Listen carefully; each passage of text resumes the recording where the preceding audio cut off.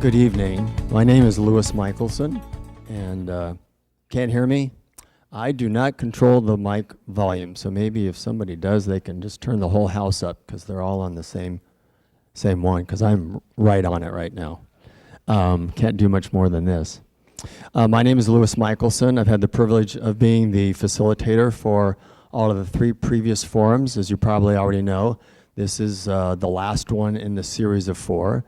And the choice was made to have it here in the central location, but also to kind of mix things up a little bit in terms of the format and how we're going to make the presentations. And I would like to begin, however, with the Pledge of Allegiance, if I could get everyone to stand.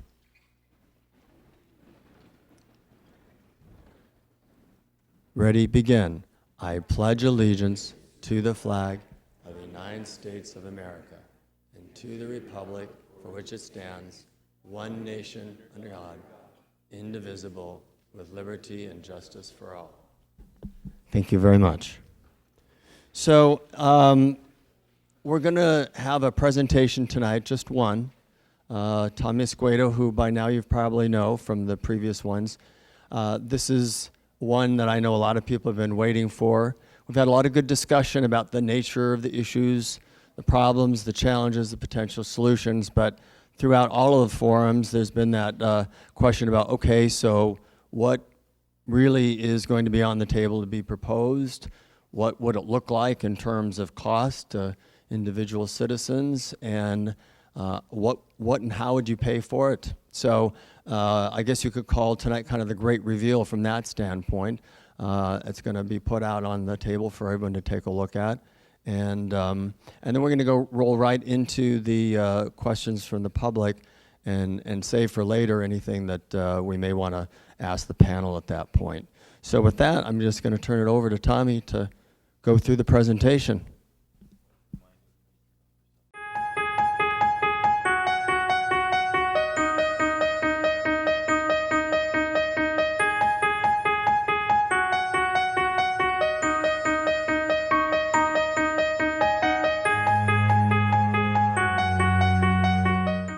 Yes, I would.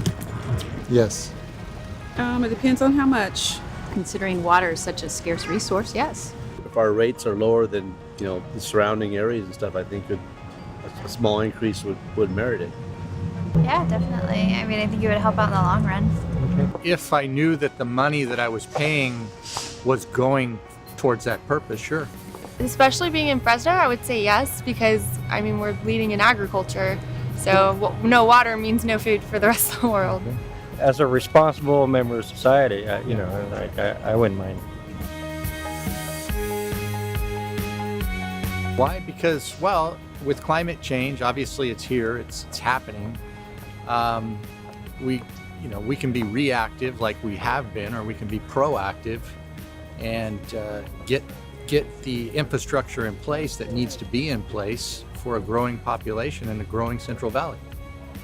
Building infrastructure means, getting it to places where it's not so ready. I mean, I've heard of places where wells are drying up in Madera and it's not available to them. They're, having to get emergency supplies. So I think that would help. It's necessary and it has to be done. What can you do? Because in the long run, it benefits us. It might be a little bit more expensive right now, but eventually we're going to get back to where we need to be, and then we can talk about maybe lowering the price again. But right now, we need to get back to saving more of our water. I think in this time it's important right now. Water is scarce. I think if you want it, you're gonna have to pay for it. Unfortunately, I think it's come to that. You have to pay a little extra to secure it. I think that's what the times we're in nowadays. Well, if it helped a greater good of our city, and why wouldn't I? Because I feel we're kind of fragile in our water. It's not secure that we can always have water, as we've seen lately with wells going dry and whatnot. So I think we should have a better infrastructure to secure water, yeah. Water is a scarce resource. I work for the Department of Transportation, and we are taking strides to reduce our water usage, because once it's gone, we're all in trouble. There's no food, you can't grow anything, people, life just would cease to exist. So we have to protect it.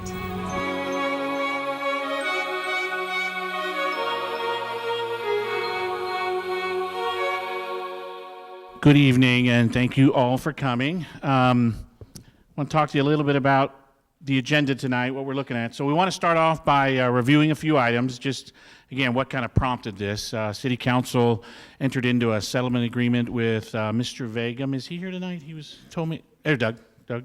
And as a result of that, gave direction to staff to kind of initiate some activities, talk about our water supply issues that we've been talking about over the last 3 meetings, and kind of review some of the public comments we received during the forums. And we've been getting comments, email, phone calls, voicemail messages, written notes, personal comments that you've made at the meeting. So we've kind of summarized them a little bit here in terms of kind of the general category. So I want to review that.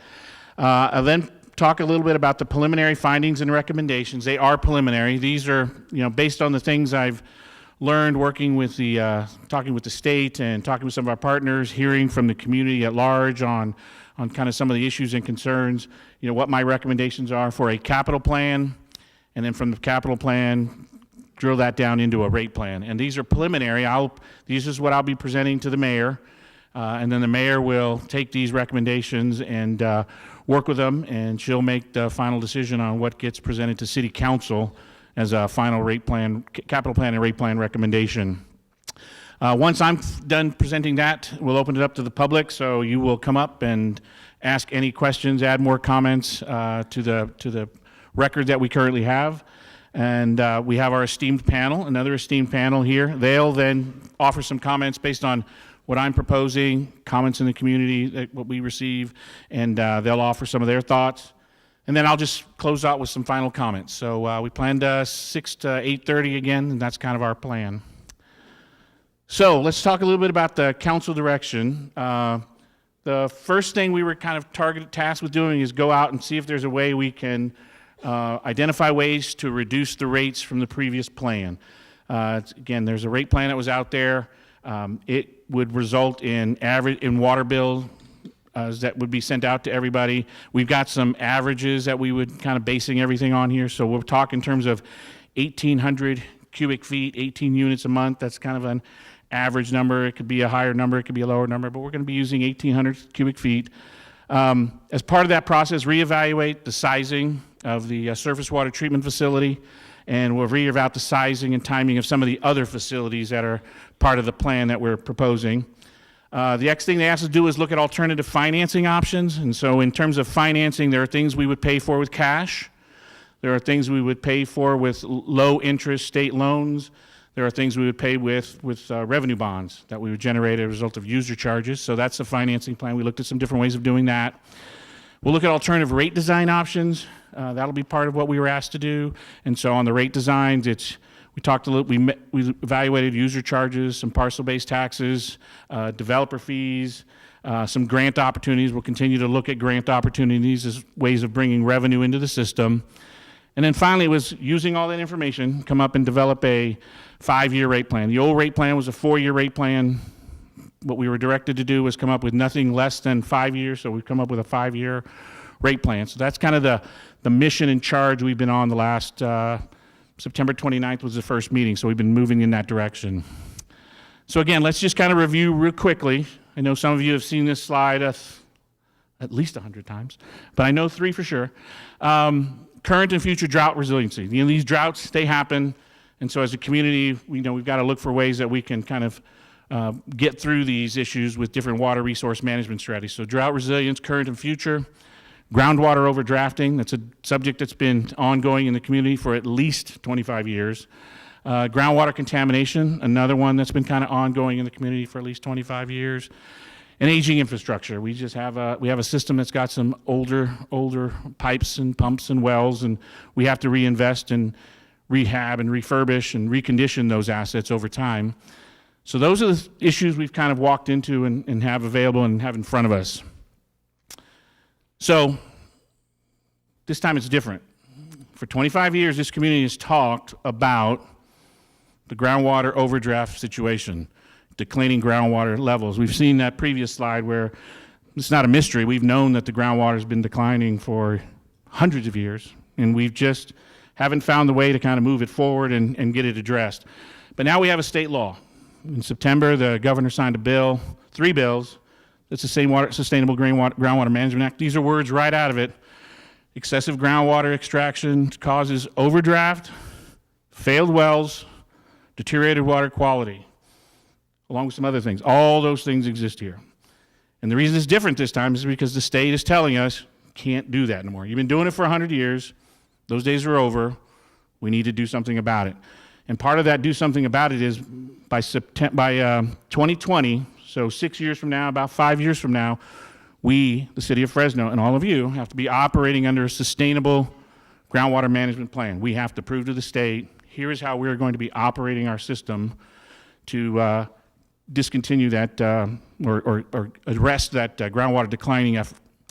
It'll mandate management and use of groundwater without causing undesirable results. It says it all throughout that law, undesirable results. And it defines undesirable results: lowering of the groundwater, reduction in storage, degraded water quality, all conditions that exist in the city of Fresno. The other thing it talks about is sustainable groundwater management. What they wanted to look for is a robust conjunctive management of surface water and groundwater. Conjunctive use. We use them both. Okay, that's really what that law is really intended for people like us, the city of Fresno, to do.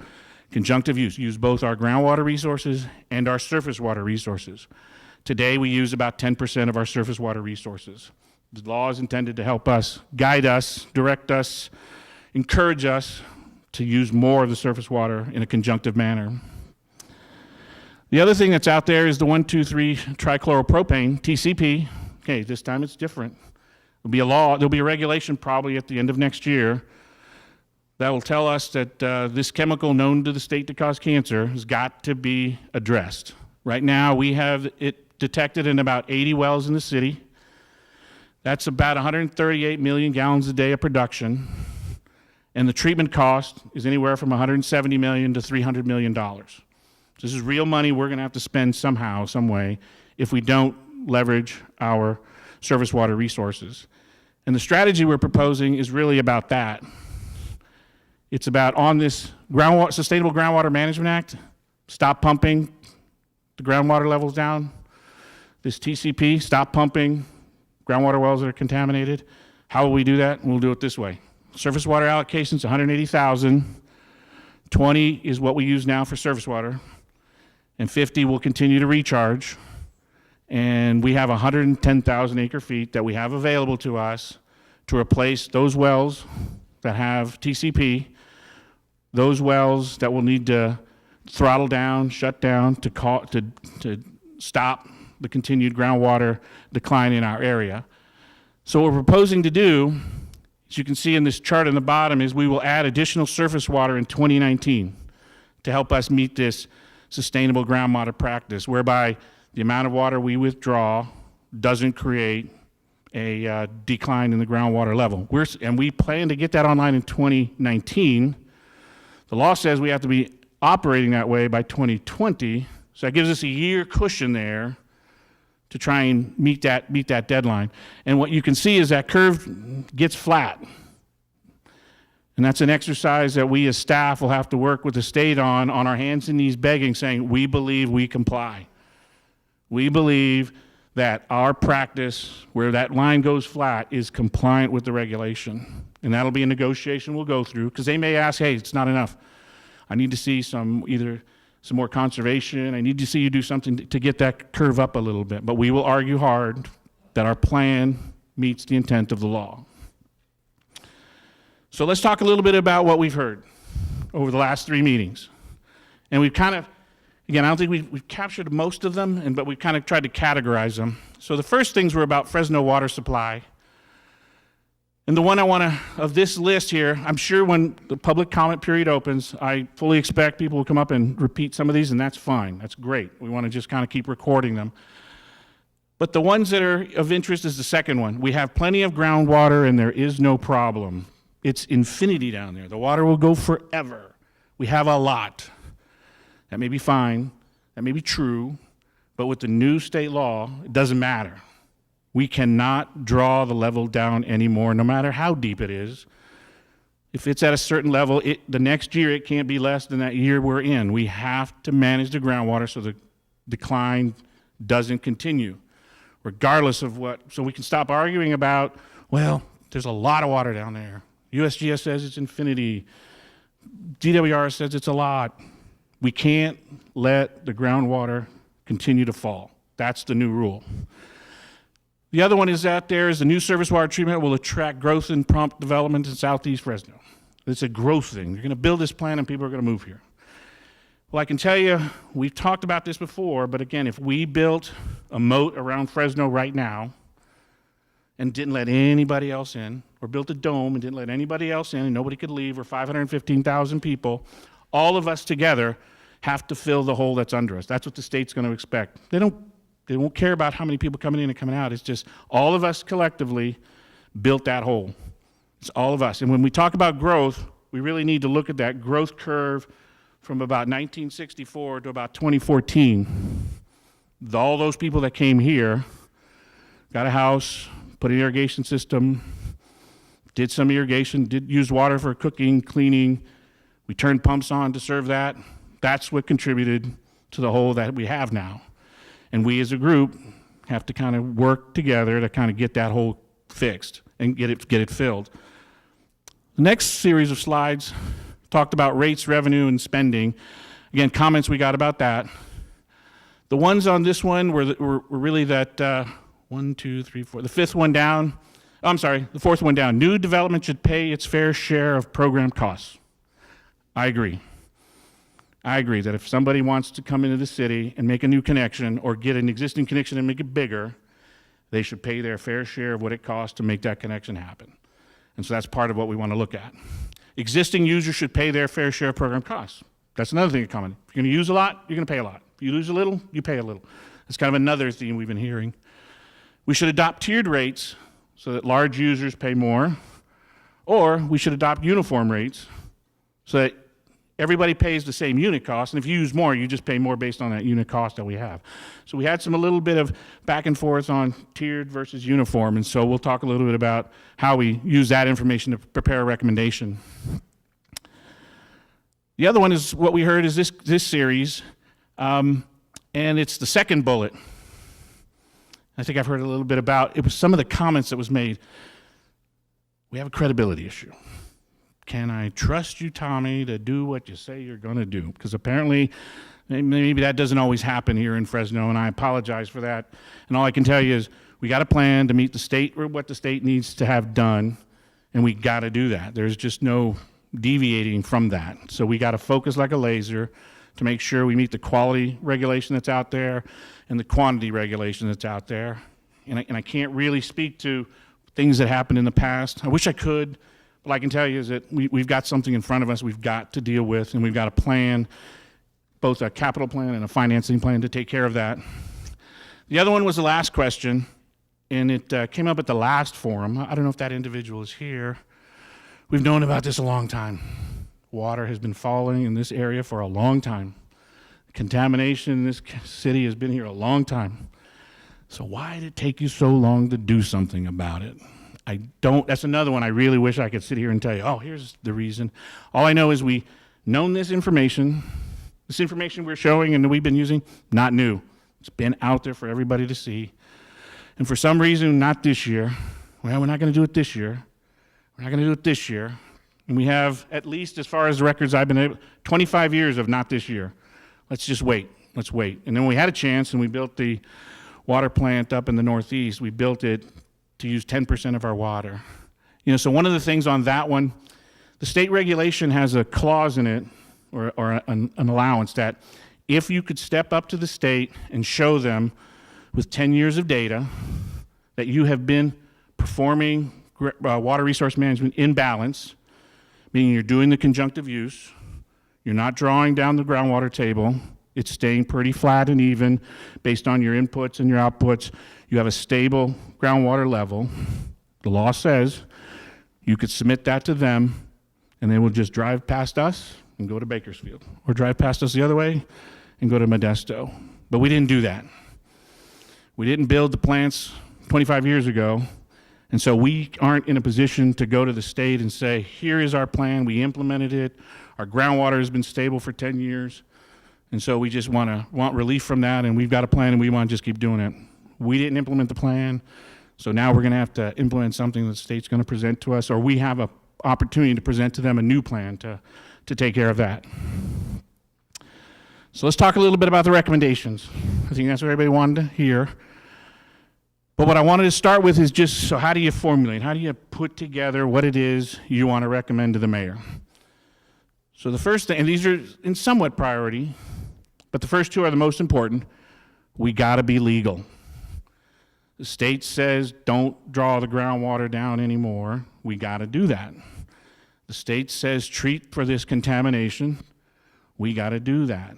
The state says, California Constitution says, here's how we like to see rates, fees, and charges developed and implemented. We got to do that. So we got to be legal. That's the first thing. Second thing is then implement the surface water treatment plant. It's been on the books for 25 years. We've known about it. When I first got here, I said, when did you guys first think about this? And one of the engineers threw a report on my desk from 1990. I opened it up to the recommendation, and it said, build the southeast surface water treatment plant, build the northeast surface water treatment plant to address failing groundwater and groundwater contamination. I thought, great. So why didn't we do it? And silence, crickets. But we didn't do it. But it's been on the book for 25 years to do exactly what the state is now going to ask us to do. Stop overdrafting the groundwater, deal with the contamination. The other thing we heard from the group was enhance water conservation. Continue to be good stewards of this resource. Try and find ways to help the community, either through education or other forms of incentives to reduce their water consumption, indoor and outdoor. Do both commercial and residential, institutional, industrial. So we're going to go hard and fast after the water conservation. Continue the rehabilitation and replacement of existing infrastructure. That's another thing we heard. Right now it's a 400-year plus replacement cycle on the amount of pipe that we have. Original plan wanted to get it down to 90. We're not there. We'll talk a little bit about where we wound up ending up on that recommendation. Continue to do groundwater recharge. Alan Hoffman here is from the Flood Control District. Raise your hand, Alan.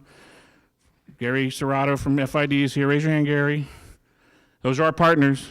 That's how we get recharge into the ground. Gary gets it out of the mountains and into a canal, and then we stick it in one of Alan's big basins around the city. How many basins you got, Alan?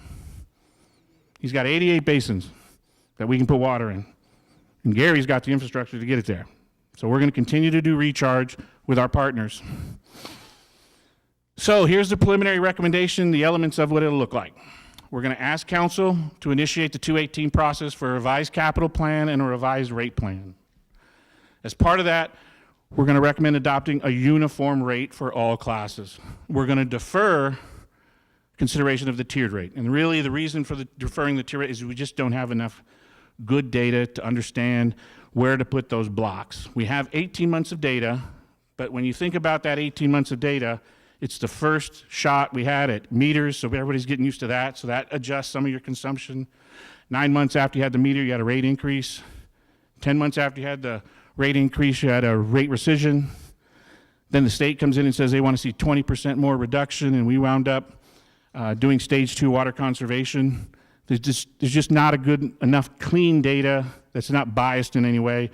We really need to get a good clean set of data and allow you people to use water in a normal kind of fashion, and we just don't have enough data to make those judgments just yet. The revenue plan is based on user charges. Again, the goal is everybody pays their share of the water. We're also going to look at the development fees. We're going to go ahead and see what we need to do to adjust those to make sure that new connections pay their fair share. And we're going to continue to look for grant opportunities. So grants are out there. We're going to apply. We're going to try and get as many of those as we can, but they're very competitive. City of Fresno is not the only local government that's interested in those. And on the financing plan, we look at a combination of paying for some of these facilities with cash, paying for some of these facilities with state revolving loans, low interest, the 1%, 0%, 1%, 2% range. We have the model right now has us plugged in for $50 million. Our goal is to get it to $250 million, but again, it's competitive. We feel comfortable we can get the 50. If we can get the 250, what does that mean? less of a rate reduction going forward. That's money back to you. But right now, we just can't guarantee I'm going to get from 50 to 250. So right now, it's 50, and we want to get more out of that. And the balance will be revenue bonds. We'll use the user charges, and that'll be the basis upon which we'll go to the bond market and ask for a revenue bond from the private markets. The other element of our recommendation moving forward is that staff's going to initiate a water capacity fee study. We're going to go ahead and see what the cost of new connections should be to the system to pay their fair share of that. And the final thing we're going to do is we're going to update the water shortage contingency plan so we go back to 1 day per week watering in the winter. Right now, you're 0. And so what we would recommend is that the city council would go ahead and authorize a change to that water shortage contingency plan to allow 1 day watering during the winter. If you look at the way the community uses water, 96% of the water we use for outdoor right now, again, this is just based on 18 months of meter data, we have 96% of the water is used between April 1 and November 30. 96% of the outdoor. 4% is used between December 1 and March 31. So for that 4%, you guys are doing pretty good in the winter. You're just keeping your stuff alive. We want to help you keep your stuff alive. So we're going to recommend that the council allow us to update the water shortage response plan. All right, so let's talk about the original plan. Before I get to the dollars on the new ideas, let's just talk about the old plan. The old plan broke out into these major categories. We had the recharge, raw water supply, surface water treatment, finished water distribution to get it out to people's houses, rehab, replacement, and upgrades, $409 million. So what I will tell you is that if somebody in this room said, you know what, let's go back and do that plan, that plan's gone. You couldn't do that plan if we wanted to today. If we all got up and told the council, hey, let's pretend like July 31st on the rate rescission didn't happen. Let's go ahead and go back and do that whole thing. Couldn't do it.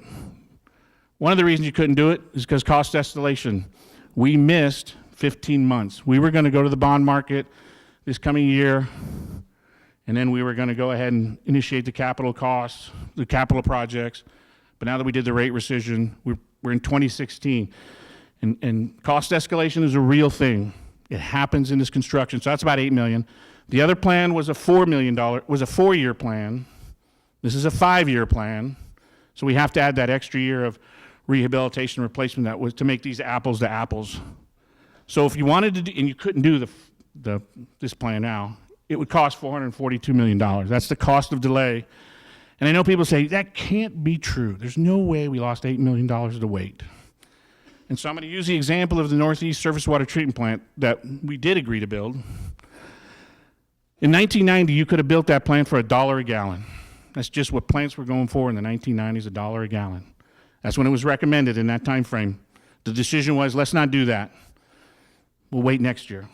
Well, we wound up waiting 14 more next years, and that plant cost us $1.50 a gallon. If we wanted to build that plant today, it would cost you $2.60 a gallon. Okay, waiting doesn't make it cheaper in water and wastewater and public works. It doesn't become cheaper by waiting. Okay, give you another example. This is all utilities, all engineers use this construction cost index and building cost index. There is a group of people that this is what they do. They collect building cost data and construction cost data for capital projects. This is what we do. It's a great database. It's a huge database. From 1960 to 2014, the median annual increase every year was 3%. It's never been less than 0. It's never been negative, okay? Construction costs every year go up. And you can see that curve. It doesn't go down. It's not like CPI. It's not like unemployment. It's not like the Dow Jones. This is construction. Construction delays cost money. And if the community decision was to delay, which is what we did, it cost us $8 million. So here are the recommended projects. Northeast Surface Water Treatment Plant is there. Excuse me. So we got to build a pipeline from the Frank Kern Canal to deliver the water directly into the plant. We're going to build a pipeline that brings water out of the Kings River, delivers it right to the new Northeast Surface Water Treatment Plant. Once it's there, we'll build the surface water treatment plant at Southeast, and then we'll get the water out to the city. The farther I can get that water out into the city, the more wells we can turn off. That's the goal. If I can't get the water to a certain portion of town, I can't turn those wells off, so I got to get this water out to as many places and areas in the distribution as I can so I can turn wells off. And so those are the projects, the scale down of what we're looking at. So the old project, again, if we wanted to do that, you couldn't do it. It's $442 million. We lost that time. There's two options that I'm recommending to present to the mayor. One is $429 million, and you can see where the changes are. Raw water supply went from 30 to 98. That was to build hard pipelines from the canals that we currently work with on FID to get hard pipelines into the true treatment plants. That was a recommendation and guidance the state provided. Again, I've got to get permits from them, so based on the guidance we got, we're going to build pipelines into the true treatment plants.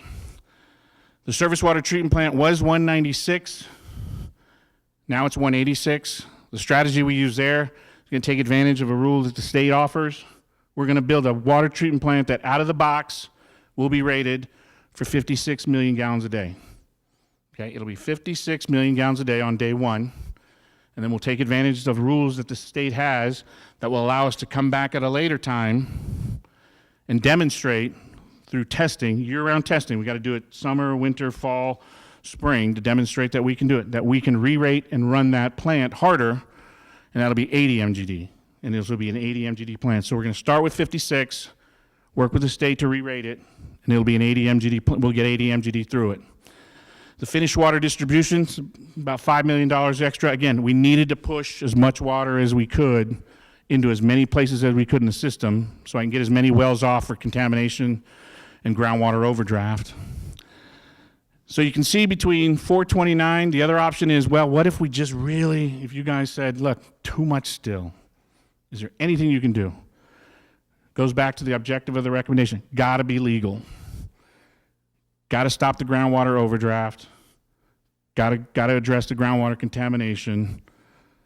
So the way we go from 429 to 406 is we take the money out of replacement and rehabilitation of the pipeline and the infrastructure. Because unfortunately, the state doesn't have a regulation for that. Not yet. Don't get any ideas. Not yet she doesn't have a regulation for that. But I got to be legal, so I got to go after those things that they can come after us with. And so we take it out of the rehabilitation and replacement. And you can see those are the big hits that we've made to the program. It is inconsistent with what we heard from you in the forums. I agree. But we've got to comply with what's coming down the road for us in the next 12 months, 15 months. So it's 429 versus 406. Those are the two options I'm going to be recommending to the mayor. It'll be up to the mayor at that point to determine if she wants to adjust, pick one, do something different, but that's kind of that's the current plan. So I wanted to show you what the rates look like. One of the goals we were guided with was make the water bill lower. So the original plan, for each of the years for 429 and 406 is less than the old original plan. And then when you get to year 5, the first program was a 4-year program. We did have for that plan, we had a 10-year forecast. So the 5th year in the original plan was 5226. Again, this is 18 cubic feet, 800 cubic feet, 1-inch meter, 5226. And you can see we're 5218, 5136, but we're less each of the years. So that was the goal, that was the mission, and we found a way to make that happen. And what we would say, be legal with these regulations that are coming up. Again, that's not to say the state's going to accept that. The state may not accept our plan, but we're going to negotiate hard to say we believe it meets the plan, and there'll be a back and forth discussion about that. So how does that play out? So at $406 million, what I wanted to show you is, well, how do those rates what is the money going to? So the top line is what we call just keeping the lights on, O&M and existing debt. So and let's look out at 2019, way out here, 2019. So of a $51.36 bill on 1,800 cubic feet, $33 is just to keep the lights on. That's the labor, the chemicals, vehicles, fuel, personnel, to run the pumps at midnight so you can run your irrigation system, have a midnight snack, do all of those things. That's what it takes just to do that if we did nothing else. $5.38 of that fraction of the bill goes to rehab and replacement. 21 cents goes to the groundwater recharge, and $12 of the 5136 is the raw water pipeline, the treatment plant, and the finished water transmission mains to get it out to people's houses. So how's it look at 429? 429, we did a different approach between the split between cash, loans, and revenue bonds, and you can see when while it's 5218, 845 winds up being the number for rehabilitation and replacement because we're doing most of that with cash. Those are difficult projects to predict for you right now because we know it's going to change as we get information in, as line breaks occur, neighborhood things happen. So most of that is cash, 18 cents on the groundwater recharge, and it's about $10 for the surface water treatment plant in this model for the 429. So we were saying, all this rate increase is really about building a surface water treatment plant. In this model, $10 is for the surface water treatment plant. The pipeline's in, the pipeline's out. And in this model, it's $12. Pipeline's in, treatment plant, pipeline's out. So one of the things we pride ourselves here in Fresno, I'm learning, is that we live in California. It's awesome to live in California. But the cost of living here in Fresno isn't traditional California. We don't pay what people pay in the Bay Area. We don't pay what people pay in Southern California. And this rate plan doesn't change that. Okay? We're going to be this is our 5 years from now, $52.18. 5 years from now, $52.18. These are current rates that if you're in San Francisco, you're paying $103 today. I believe they have a plan in place to increase their rates over the next 5 years, 8% every year for the next 5 years. LA is 94, Oakland, San Jose, San Diego's there. They've got a plan in place, mayor direction, 8% every year. Don't get over 8%. So they're going to be at 7.9% for several years going. So all these towns local governments are going to go through increases. I'm showing you what our number will be in 5 years. To be consistent with that, we kind of value the fact that we have a little bit lower cost of living here, live in a great place, and so we wanted to remain consistent with that, and we believe we've done that. So, review the mission. What were we supposed to do? Look at ways to reduce the rates. Can we do something with the surface water treatment plant? Can we do something with some of the other facilities? We looked at alternative financing options. Again, part of what drove our financing option decisions was being consistent with the California Constitution. People pay proportional to what they use. It was just a mantra we had because we know we're going to get challenged. We know people are going to say that we didn't. So we were really been focused on making sure we can say, yes, we did. We did remain consistent with that. Alternative rate design options, similar thing. You've got to be consistent with the California Constitution, Prop 218 process. 5-year rate plan versus a 4-year rate plan. And so with that, I will turn it over to Louis, and we welcome all comments.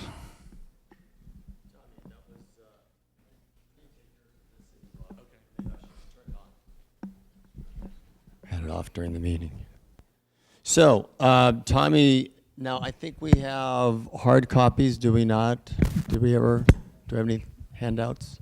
All right, so if we have some handouts, if we could hand them out now, that would be preferable. It might help people go along with those things. So I've got 2 mics tonight. I've got Sean over there, and I've got Sarah Rossetto. You're doing it? Okay, Leah. So I actually saw her hand all the way in the back on the right first.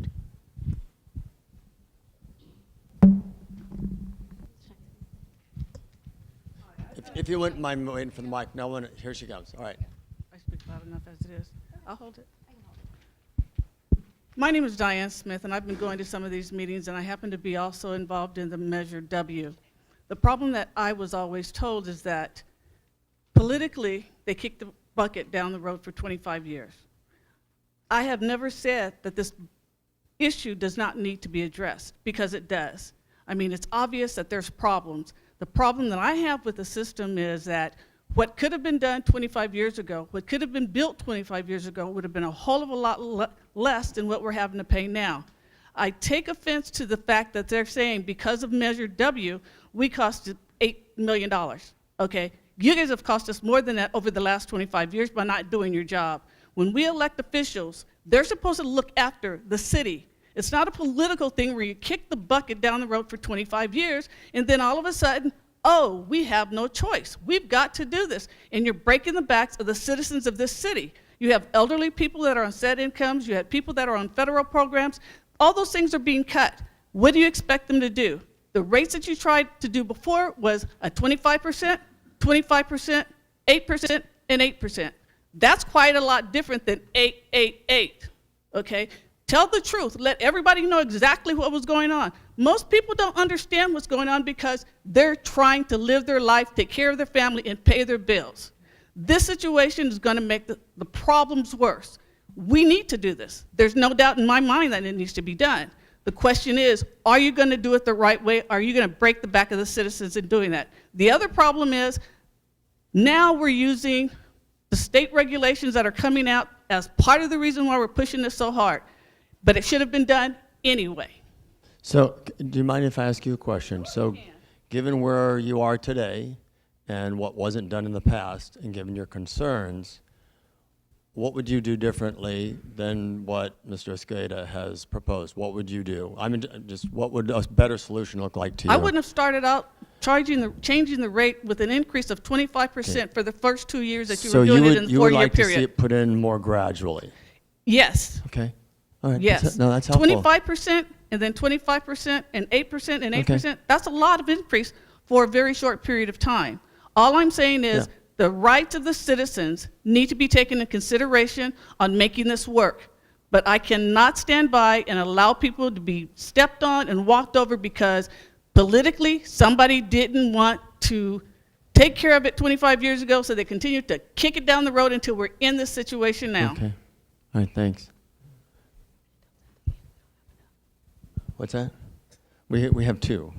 Handouts will be passed Oh, out. the handouts will be handed out. I thought you said handhelds. Sorry. We'll have handouts at the end. That's the gentleman right here. Okay. It just seems to me that we've now been told we have to do this. We're being forced into this by the state. Has the city had the attorneys look into the fact that since the state's asking us to do that, there ought to be some funds for them, for which, if we're being forced to do it, at least to help defray the cost? Specifically, I'm trying to think who might. Mike, I'm going to turn to you if it wouldn't be. Is the state, have you looked into the state helping you pay for this other than the existing programs? Well, right now, the state does have a law on the books called unfunded mandates, where when they tell a government agency, you have to do this, there is a mechanism in the law to go in and reimburse that government for that. Unfortunately, one of the ways that the state has gone in and balanced their budget is they've cut the amount that they are eligible to, or the amount that they've appropriated to pay the governments over each year for those what they call unfunded mandates. There's also sometimes in the legislation, there's language in there that says this is not covered under the unfunded mandate law. I don't know specifically if this these water requirements are excluded from the unfunded mandate. I don't know that specifically, but I can tell you that even if they aren't, the state, as a budget balancing mechanism, has cut the amount of funding that they give back to the government agencies over the last couple of years. So to the extent possible that the city of Fresno, and I presume every city who's facing this issue, would be looking for the state to help pay for it, I assume would be taxpayer money. It is, yeah. You're right. It's state general fund money that's used to come in and pay for that. So will we look into it? Absolutely. We'll look into it to see if that is a possibility. But even if it is, we're not going to get a lot of money out of it.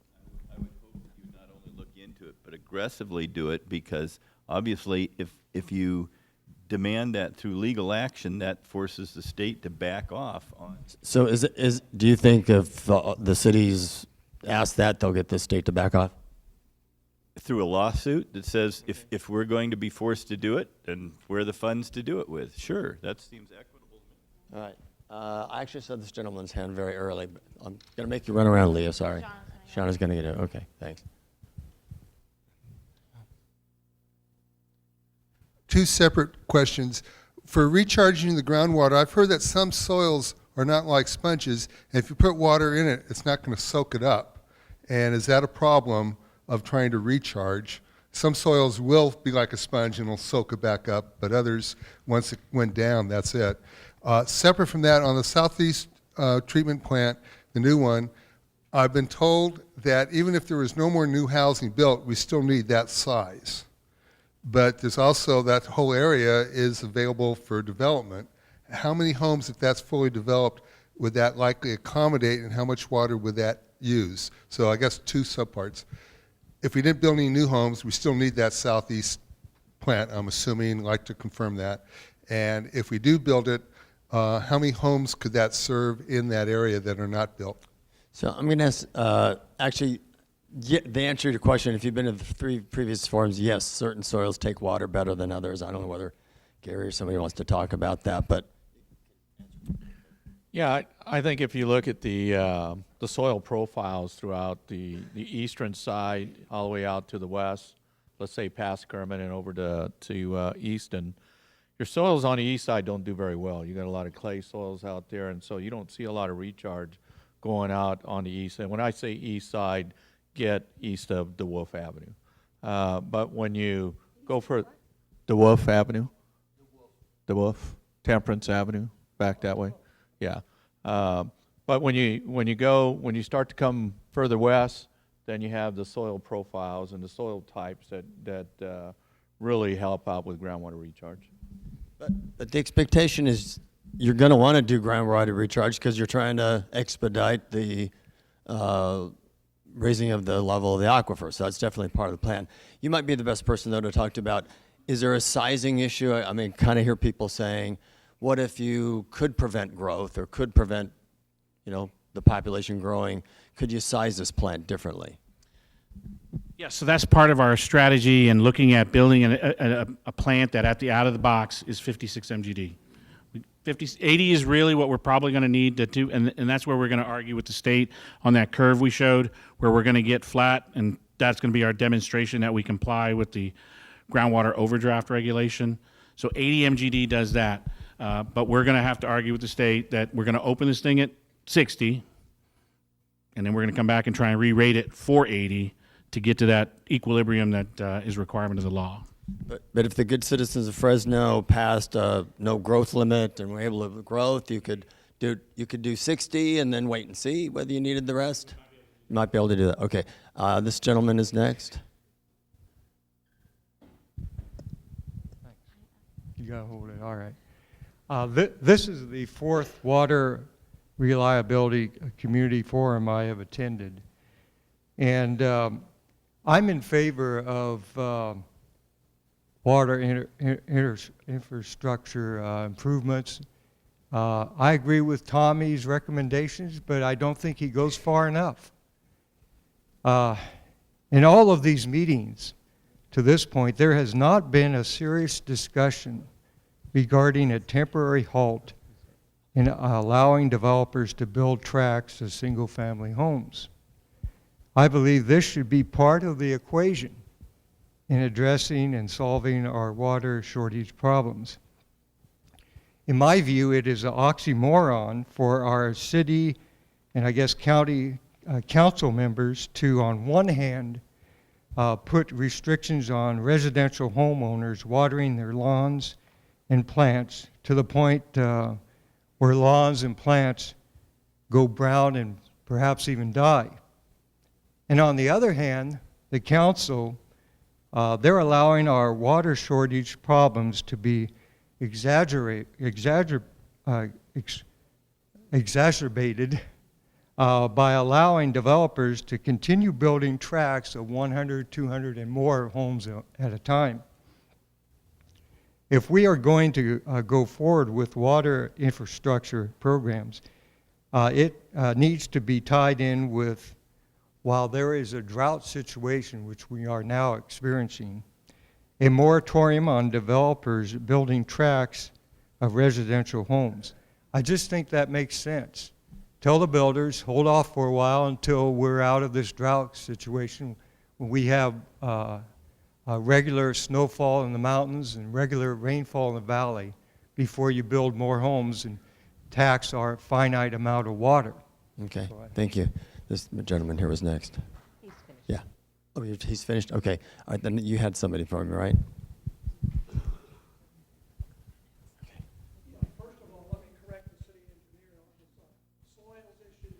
Could you speak into the mic so we can hear you? Let me correct the city engineer, whoever did the thing on soils.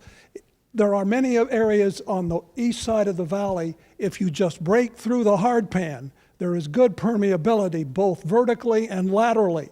And historically, let me just tell you one example that proves my point. I'm a geology professor, I've retired, and I'm a consultant on various issues. But the thing is that when they built Woodward Park, they dug some of the ponds too deep, okay? And they broke through the hard pan, and the water just drained right down, okay?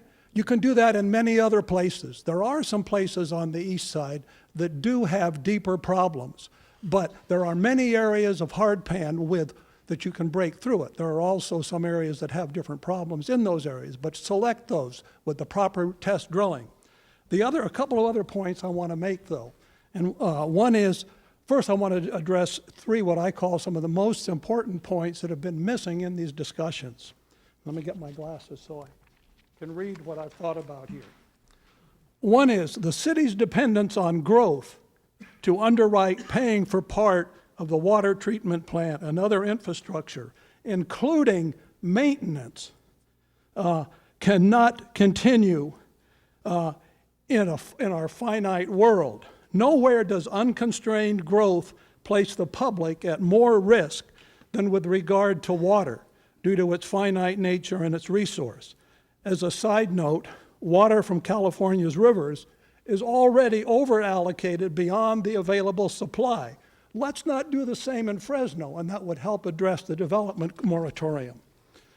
Therefore, number two, before proceeding, the city must construct a water budget based on what is considered a rational, and I mean rational, per capita consumption rate, given our climate and our surface water allocation. We cannot exceed our finite resources. This must also examine the impact of climate change and not allocate based on wet or average years. We need to consider, even as a potential, a lower per capita consumption should the drought continue. And we know historically, as a geologist, all you have to do is read the geologic record of the last 10,000 or even the last 2,000 years. Three, requiring developers to prove a 20-year water supply prior to development must be increased to at least the 200 or 300-year analysis that the city is basing its maintenance of the infrastructure on. Let's put the two together. Let's not give one side a great benefit and the rest of us pay. Okay, those are my main points, but I have a couple of other minor ones that from past meetings.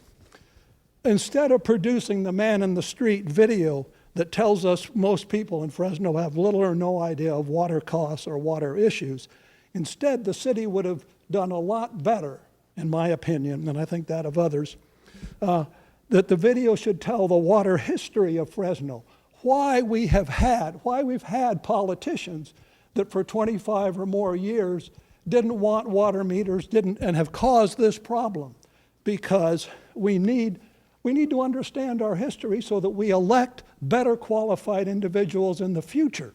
And we also need to deal with who's paying the campaign funds. Most of that is from the development community, and therefore we have the sprawl. Number two, spend less time on constructing citizen panels. We have plenty of experts at the university and elsewhere that have knowledge that the city could use, and it refuses to deal with that 90% of the time. And lastly, the credibility issue. The city needs to be transparent. Generally, I've observed the staff doing a good job, but it's the city council, our elected officials, that have passed the buck down the road. The situation of the recent one of Measure G and the trash collection is a perfect example of why citizen mistrust in this community is growing. Thank you. Thanks. Your choice. You're keeping better track than I am. Go ahead. First, I'd like to make a comment about the poor developers. I would love to go back to Fresno when I first moved here in 1953 and only had 60,000 people, but it's not going to happen. And the land that the developers are developing was our agricultural land. And you're not going to convince me that that land didn't take just about as much water as the same amount of water that the residents are taking. Because I used to watch the irrigation go down all those rows, and there was tons of water. What I said, or what I thought was, what will the state do to us if we don't comply? Secondly, has this plan already been approved, or do the citizens get to vote yes or no? Those are a couple of good ones. I think Tommy should take a crack at, or at least one of them. So, okay. So on the last question, this will be a Proposition 218 method for citizen input, and so it'll be a protest ballot. And so working with Mr. Vagum, what will happen is we're still working on the details, but we're going to mail to each of your houses an envelope, and in that envelope will be the public notice telling you this is happening, a proposed rate increase is happening. There'll be a ballot card in there that'll tell you that if you do not agree with moving forward with the rate plan, mail this thing in. And there'll be a self-addressed stamped envelope to make it easy for you to just put the ballot card in the envelope and mail it in. So that's the method we will be using for this particular rate plan. Do you not also imagine, though, that there would be some sort of public hearing? Oh, I'm sorry. And so as meeting? part of the Prop 218 process, there'll be a public hearing. So we're still working on what specific date, but there'll be a public hearing that this council will receive input from the community. That will be the date established as the date when the ballot cards have to be mailed back. And so that's a good point. That's a public hearing. And her other question is, what are the consequences of not complying with the law as it relates to groundwater management? So in the Groundwater Management Act, there is a provision that if we don't comply, a groundwater sustainability agency will be established, and the state will step in and be that groundwater sustainability agency. That agency, basically it's another level of government. Government said the way to solve this is to add another level of government, and so there'll be another level of government added to our water making decisions, and they will have enforcement powers, fee generation powers, taxing authority. So they're gonna find a way to make us comply. They'll also have permitting authority to restrict what level of pumping that we administer and pull out of the ground. Again, the goal is stop drawing it down, and so they're going to take that pretty serious. Can I follow up with her just because I'm just curious, because we've had a few comments about, how state either paying for it or not making us do it. So can I ask you, so if that Groundwater Management Act wasn't in place, would you be in favor of not doing what's being proposed here? That to you is the only reason at this point that you would be in favor of doing it, or not? I'm not against what's being proposed per se, and I don't quite have all of the knowledge that it would take to really make a good judgmental on that. But I do find that one of the comments when he was saying, I'd like to get the government the heck out of my life, that's one thing. But the other thing is, we have to have it, and I understand that. I'm reasonable enough to understand that. But they keep coming with more and more and more, and I'm to a point now when I vote no, because I don't want them in my life. I think what Mr. Escueda was trying to say was they're there. It's just a question of when, and how. So we got lots of hands up, but thank you for answering that question. I think she's been waiting for quite a while. Thank you, Shauna. During your presentation, you mentioned existing debt. What is the existing debt as far as the water is concerned? You also quoted, if I remember, proposed fees. Does that also include the standby fee, or is that in addition to the standby fee? So I'll take the first question, last question first. So the $52 that we showed up there, that's all the fees. So that would be the meter charge and the unit charge. So what you're seeing there is there's nothing above that number. So that $52 in year 5, that's the all-in for somebody who uses 1,800 cubic feet. Right, no, that would be your water cost right there. That's the whole bill. That's the whole bill that's the whole water bill. Water bill. So it'd have the meter charge and the commodity charge, the usage charge. So that's that question. The other question was, existing debt. Yes. So existing debt. So we have, I believe, I'm going to recall, I'm trying to see if Henry is in the room. Is Henry hiding or is he raising his hand? Henry. Okay, so I'm going to say these numbers. Stand up, Henry. So we have an outstanding bond from, I believe it's 2003. It's about $7 million. It's about $2 million. So that's $2 million. We have an outstanding loan from the state when we did the meter project. That's about $50 million. That's about $50 million. So that's a loan that we have. And then we have another bond that we issued in 2010. That's about $40 million. Well, if you don't mind me going back real quick, on the 2010 bonds, we sold about 155 million worth of bonds. The debt service on that annually is $12 million a year. You mentioned the 51.4 million state no interest loan, so we're paying no interest on that, just principal. We haven't made any payments yet, but it should start this year. That's about 2.6 million.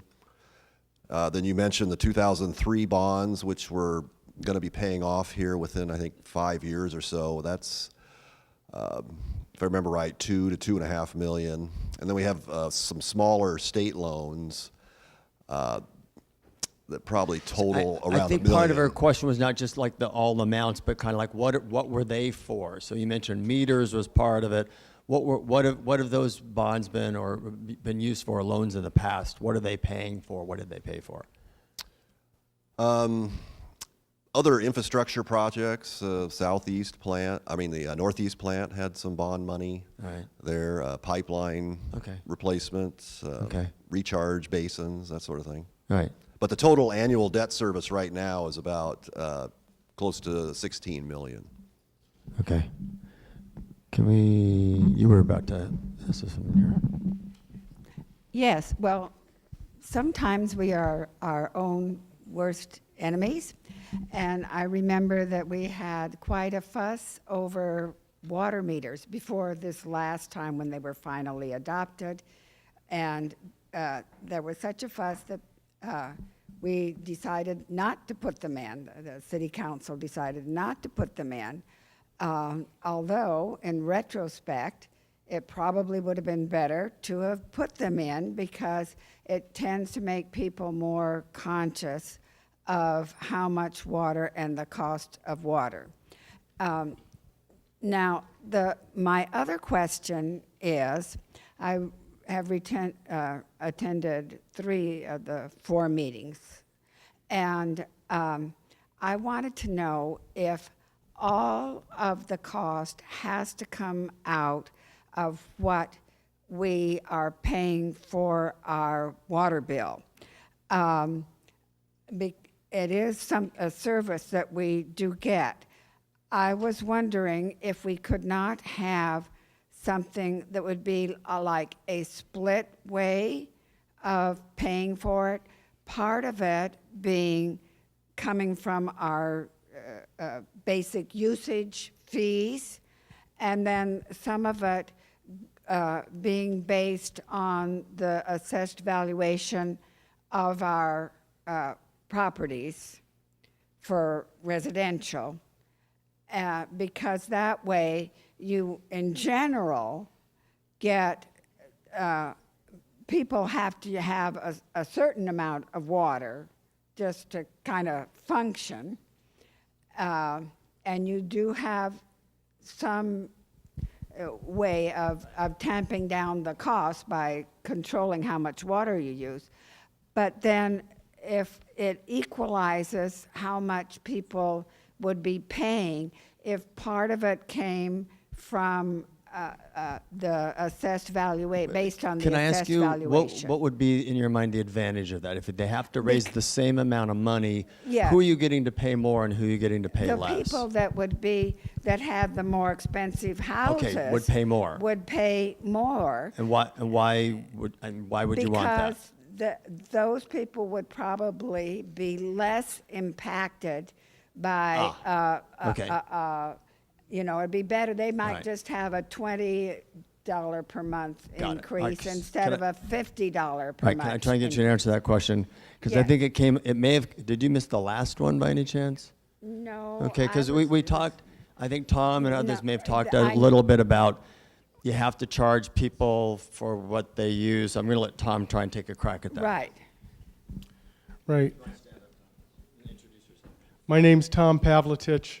I'm with the firm Municipal Financial Services, and I've worked with the city over the past decade, my colleague and I, to develop the water rates, given the expenditure plans they present to us. And our role is to use industry standard methodology and our knowledge of the constitutional requirements Tommy mentioned earlier, Prop 218, that requires rates be set in a certain manner. Using property values to allocate a portion of costs, I believe I would be in direct conflict with the California Constitution, which requires the cost and benefit be linked through the rate structure. So if you actively try to shift costs to people of a demographic based on their property values, it might well be challenged in court. All right, who's next? Yeah, he's had his hand up since the very beginning. Hi, my name's Andy Emperon. Hey, Tommy, here's some suggestions on the tier payment program. I think what we should do is charge people by square footage and income. So if you're disabled and you're on SSI, or if you're retired, you should be paying on a rate according to what you're making. And if you're living on a gigantic 10,000 acre piece of property and all you have is fescue grass, you should be paying a little bit more. So Tom, I think the answer that Tom just gave probably says that's really hard to do. Also, if we're going to have more building in Fresno, more properties being built, they should put 10 to 20% of what they're putting in to their growth back into paying for fixing our pipelines, fixing our waterways. I also think if we build these two treatment plants, that we should open them up to education for school kids so they can learn about water, learn about where water comes from, how hardpan is created by irrigation of salinated water going through our soils. I also think we should suggest to the city council that they should do zone ordinance, remove cool season grasses like fescue, like Kentucky bluegrass. We don't need them. And also the other thing is we have corporations who think because they're paying more money or more taxes, our council members allow them getting away with watering on Fridays when they're not supposed to, doing things they're not. And also the other corporations we need to talk to are like Lowe's and Home Depot, Orchard Supply, because they sell plants that are just not zoned for the Fresno area. We have too many local nurseries, Sierra View, Belmont, Riverside, that grow, Willow Gardens, that grow plants and sell plants that are for here. And we need to let our city council know that there are corporations that buy plants for the whole state and they expect them to be able to sell here, and they don't tell people they don't grow. Next guy in the blue shirt. Who do you have for me, Leah? Go ahead. I'm Carol Mall, and I was on the Utility Advisory Committee, and we presented a report to the City Council in 2011 where we recommended that these projects go forward, and the cost would have been a whole lot less at that time, and the rates would have been lower. When we presented that report to the council, to our dismay, it was totally ignored because they were interested in privatizing commercial solid waste, and our report never got promoted. We we had 7 people. Each council person had a person on that committee. The mayor had 2 people. We had a group of people that was willing to go out and promote this thing. I can go out and promote this water bill. I did it just the other day. I was at Orchard Supply, and there was a lady there that told me that her friend attended these meetings, and she came away and said, it's not as bad as they're trying to make it out to be. And I said, you're wrong. It's worse than they're making it out to be. And I'm with you. This should have been done 25 years ago. But, you know, this is the game we've got today. We've got a Congress that doesn't like to spend money on infrastructure. And we haven't been spending money on infrastructure in Fresno. That is a huge, huge problem, because in my home state of Minnesota, a bridge collapsed because it wasn't taken care of. My husband and I own several properties in Fresno, rentals. Are we going to be impacted by this increase? We sure are. We're going to be impacted a whole lot. We cannot increase our rents in Fresno to cover this cost. We have no intention of doing that. But if the water is contaminated and they have to shut down some of the wells, and our properties are impacted by that, this $52 a month is going to be a drop in the bucket compared to what we're going to have to pay to get water to our tenants, because people cannot live without water. And I, for one, am willing to pay what it costs, because we need to take care of this water problem. Thank you. Yes, Jerry Bill, resident of Fresno, 40 years. My concern is with urban sprawl. And I've heard Tommy say twice that we built a moat around Fresno and allowed no new development. We would still need all this new infrastructure. Well, if that's the case, then there damn well better be a moratorium on new development, because apparently we're not sizing the system to include any new development. Maybe I'm wrong about that, but that's what I heard him say twice. I think I think what we heard him say was they're going to build it to 56, and it can be appealed to go to 80, all right? So what he said was 56 to 60 might be enough if there's not a lot of new growth. So in there is Fresno. plan for new development. Well, I So think what they that's wouldn't have to ask for it to be re-rated and run it at a higher rate if there weren't people who needed the water. Oh or yeah, they but did- or the cost of the plant is going to be the same either way, is my understanding. Yeah, but your energy costs wouldn't be the same. So Yeah. I'm sorry. What was your point? Well, my point is that we're building infrastructure to handle new development. Water is a finite resource, and we shouldn't be having this new development. We should, and a way to limit development is with higher development fees. And there was some reference to that in the presentation, except that when it came to the rate structure, I didn't see anything in there about a significantly increased share of the cost of all of this being borne by development fees. And that's what we should be doing. It's my understanding the development fees don't really pay the full cost of everything that they are drawing upon. And I'm just curious what you base that on. The gentleman that spoke at the last meeting, who was an engineer, had been an engineer with the city, and said that he believes that the formula they use is not adequate. And did you say that's part of your plan, is to do that? Is to do that and try and figure out what the true cause is? But Right, but that doesn't appear in the rate structure for some reason.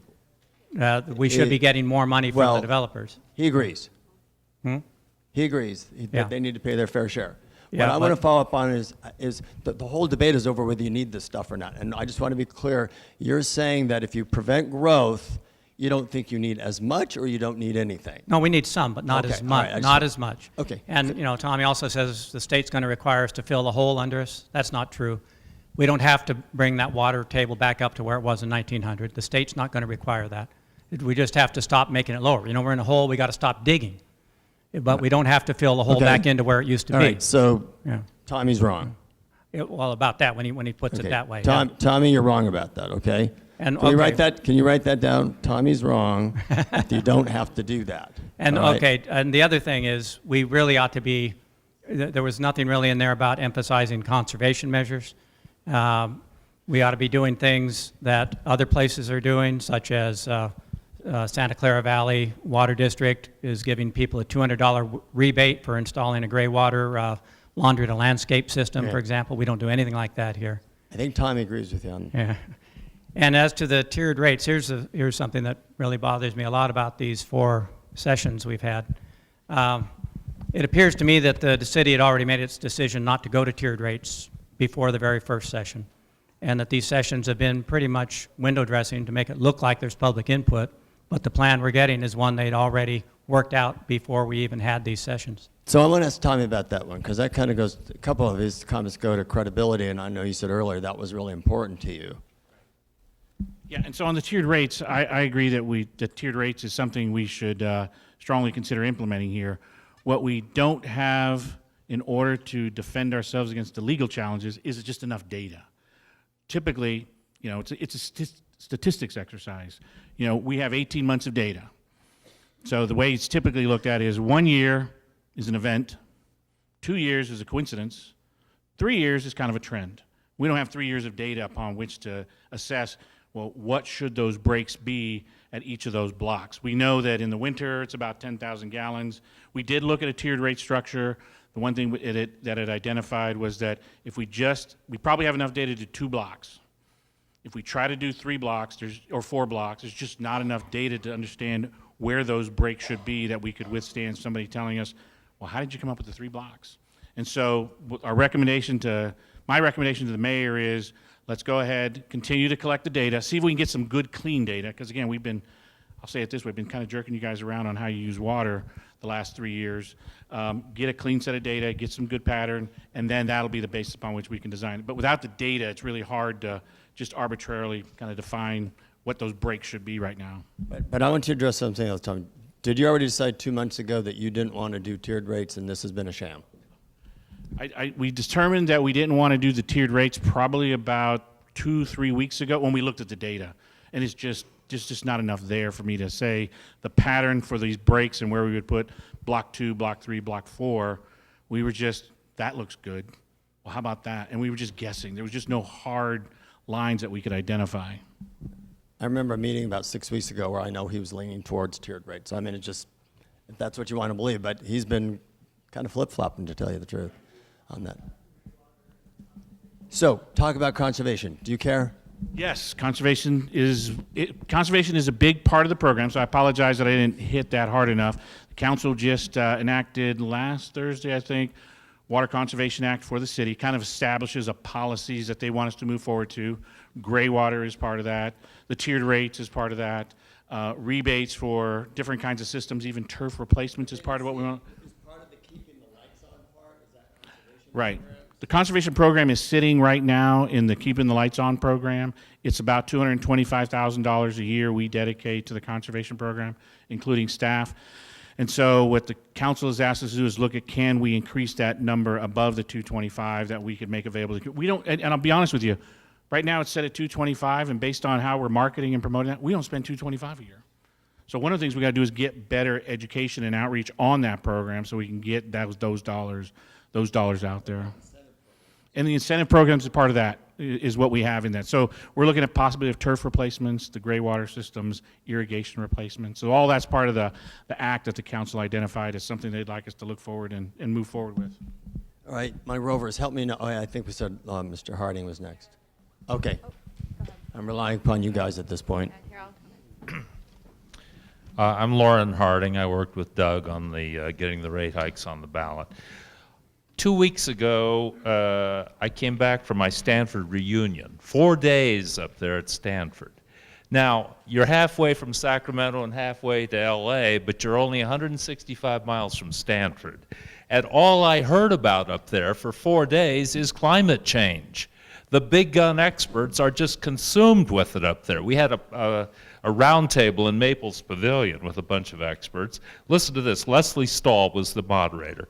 She said, here's the question. Does everybody on the panel think we should all pay for water and the cost of it should be substantial so that we think about this?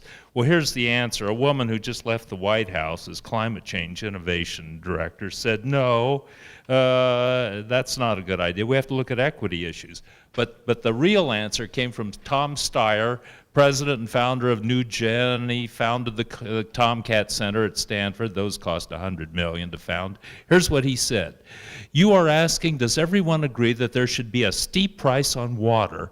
I think Vina's point is a very good one, the woman that gave that answer. Water is a strange commodity. Listen to this. Because it's the stuff of life. We all need it to survive, and pricing it at a level where poor people can't get the water they need is something we absolutely cannot do as a society, end quote. And there it is, and that whole panel agreed. There was, you know, a Top Gun expert, Chris Field, former Secretary of Treasury under Reagan, I mean, top people. The whole campus is just consumed with this, and the plan in Fresno is to add 250,000 more people by 2035. That's what Tommy tells me. That's the general plan. Now, that's just outrageous. We should not be doing that. I send all these emails to them and to Stanford. Stanford, you've got a bad name up there already, and it's going to get worse. Now, here's what you can do. Instead of building that to recover the aquifer, here's 6 points. I've told them over and over. Limit population growth here. Cut way back on the 22 hours a week of landscape watering. Enter into a water budget with Clovis, other towns, industry, and ag. Under the new law signed by the governor in September, ag has to start metering their water use, their water extraction. They talk about that law like, oh, we got all these requirements. They don't mention that now we can enter into a water budget with ag. 80% of the groundwater extracted in California is done by ag. And now, and it kicks in 2020, 25, we can start developing a water budget. And that's going to reduce the drain on the aquifer. Replace leaking water mains, we agree. Double the northeast plant and cancel this southeast plant. Build at least 400 additional acres of ponding basins to permit the recharge of another 67,000 acre-feet of surface water. And there's your 6 points, see? You don't need that southeast plant. That plant is to enable growth, and we ought to put a halt to it. And I'm telling everybody at Stanford, and they're a big power up there. They are a huge power. A lot of it, yes, they are. A lot of big guns. I met Gray Davis at the camp, the class party. Okay? Mr. Harding, yeah. I think we're ready to move on you're to some getting other your people. name up there, Okay. and you're going to feel the heat for it. Okay. So you just keep it up. All right, thank you. Who's next?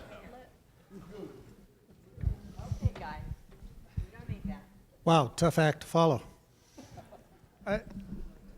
I too have attended many of these forums, and it seems like we're missing the white elephant in the room. And my concern is the actual amount of fees for new development. And I've spoken to staff, and I commend staff for the work that they've put in. But what is the actual, we know what our rates are going to do. You put it up tonight. But yet there's no number or percentage increase for capitalization for new structures for new infrastructure. Need to see that. When will that be presented so that we can evaluate it and address when this goes up to council?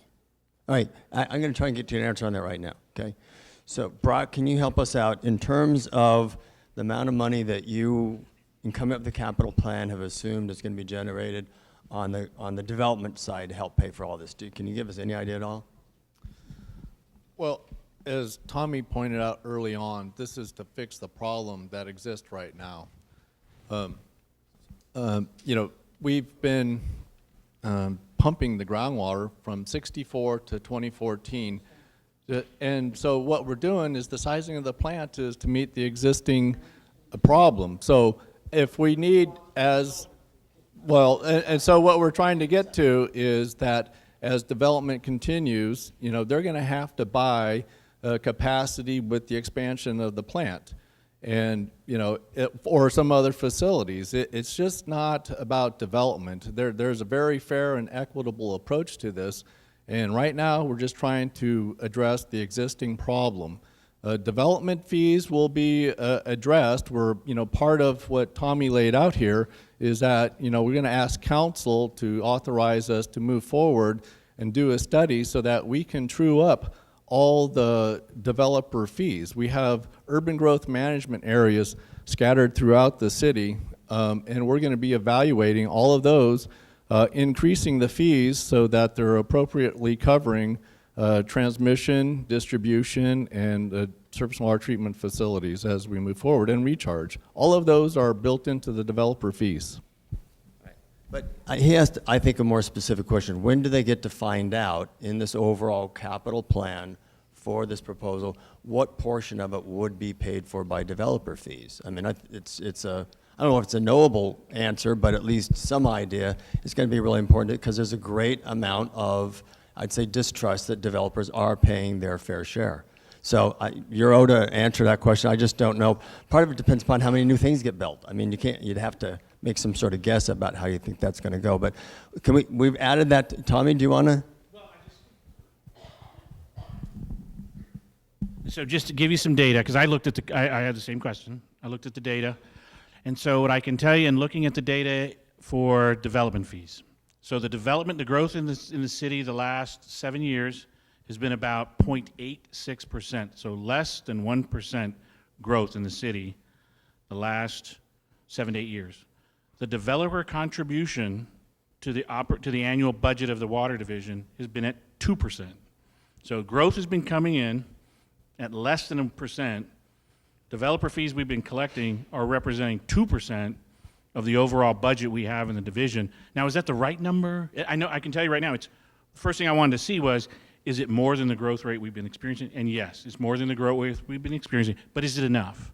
And now we have a new capital plan, so now I need to calibrate it for the new capital plan. But I think the last time we did a development fee, capacity fee was in the mid-90s, Brock, late 90s. So it's about 15 years old. So it's really time that we go after it. So I'm on board. We got to look at those numbers, make sure that everybody's preparing their proportional cost. So that's the recommendation we go forward, is to make that happen. Thanks. We can go here. So Rick Sherman, lifelong resident of Fresno. These comments come from my father, who retired 30 years ago with the Department of Water Resources as a senior economist. Tommy, the 25-year number, just so you know, the plan's been in place for 27 years, and the confidence level then was fairly similar to what you've described here. The specific comment is you have a $400 million estimate. So that estimate was prepared by whom?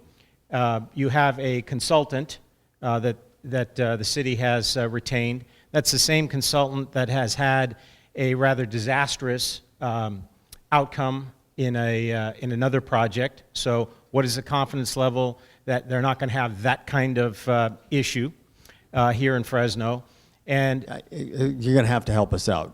Could you just tell us a little bit more what you're referring to? Sure. They were responsible for the same program management with the San Francisco Bay Bridge, and that started out as a $1 billion and ended up as a $6.5 billion event. So if our number is $400 million, this is Fresno, California, that's a lot of money to us. What is our confidence level? We heard our director of finance talk about how to put this financial package together, but that's based on our number. So how do we ensure that our number is our number? So it goes back to the credibility question, which is the one we walked into, and I was like, wow, that's just not used to that. But so when I first got here, $1 billion was thrown out. I was told not to say that number. It was going to be $1 billion to get this done. $1 billion doesn't exist. It was an idea, it was a plan. Right now, I can tell you, so in the confidence level I have, what I'm proposing, the $400 million, recommending to the mayor on the $400 million program, is to get us even and to comply with what the state regulation is. And I think we can get there in the next 5 years. Now, what you all need to realize is when you get into a process like this with the state and your regulators, they will think you can do more, and we will always want to do less. That's just how that dance goes back and forth between local governments and state agencies. So at $400 million, I'm going to say, that's all we can do, and they're going to say, I think you could do more. I think you could do more. So right now I can tell you $400 million is the number we're going to the bank with and going to the bank with the state with. If there's any concern. Right. Well, I think I feel pretty good about the numbers that we've kind of trued them up in the last 6 weeks and spent some time with a consultant, spent some time with our staff. This is something I've done across the country for other local governments. And I'm working here now in Fresno, so I feel pretty good that we've trued up and calibrated the numbers. So the 400 is about where we need to be, so I can go to the state and say, here's our plan. Now, the wild card in all this is just working with the state to say, this is our plan, this is what we want to do, and again, they'll want us to do more, and we'll say we're doing enough, and we'll just go back and forth. So that's the one thing we'll kind of work through. Sorry, Cass. That guy's next. Jonathan Zwickel. I live here in Fresno. I've been here since 1995. One of the things that I discovered when I first moved here is how reasonable it was to live in Fresno. I moved here from Long Island, New York, which was not the highest rent district, but certainly a lot more than it is now. All of these people that keep on talking about no growth, I don't know where they're burying their heads, but it's not in any real world. First of all, I was just reading the other day that an average rent in San Francisco is $3,000 a month. I don't know how many people here in Fresno can afford $3,000 a month rent. Not mortgage, but rent. And the answer is very few. And one of the things that happens when government jumps in and tries to regulate a market is prices go up quickly. In the Bay Area, from what I understand, there are people that are very happy to rent out their living room for people to sleep in at night because that's the only place that they can afford to sleep. Every time you limit these things, the rents are going to go through the roof, and everybody that's concerned about those people who are less advantaged, where are those people going to live if they can't afford the new rents? Okay, one of the things that I saw tonight was the difference between like the 400 million and the 429 million. That seems to be $1 or $2 a month, which is not a lot of money. One of the things that we're talking about is increasing the size of the Northeast plant. Now, probably the reason we have to do that is when they built it in the first place, they saved some money. Saving money can be the most expensive thing that you can do if you don't build the right thing. If that plant was built to the size that it should have been, yes, we'd still have an overdraft, but not where we are right now. On the southeast plant that they're talking about, and they're saying, well, we'll put a 56 million gallon facility on there and then try to make it bigger. Trying to make it bigger is just going to cost more money, and the more that you delay, we were just told just by delaying for 18 months, it cost us another $8 million. You delay the sizing of the southeast plant, and how much more is that going to cost down the road? One of the problems, we keep on talking about water. Yes, we need the water.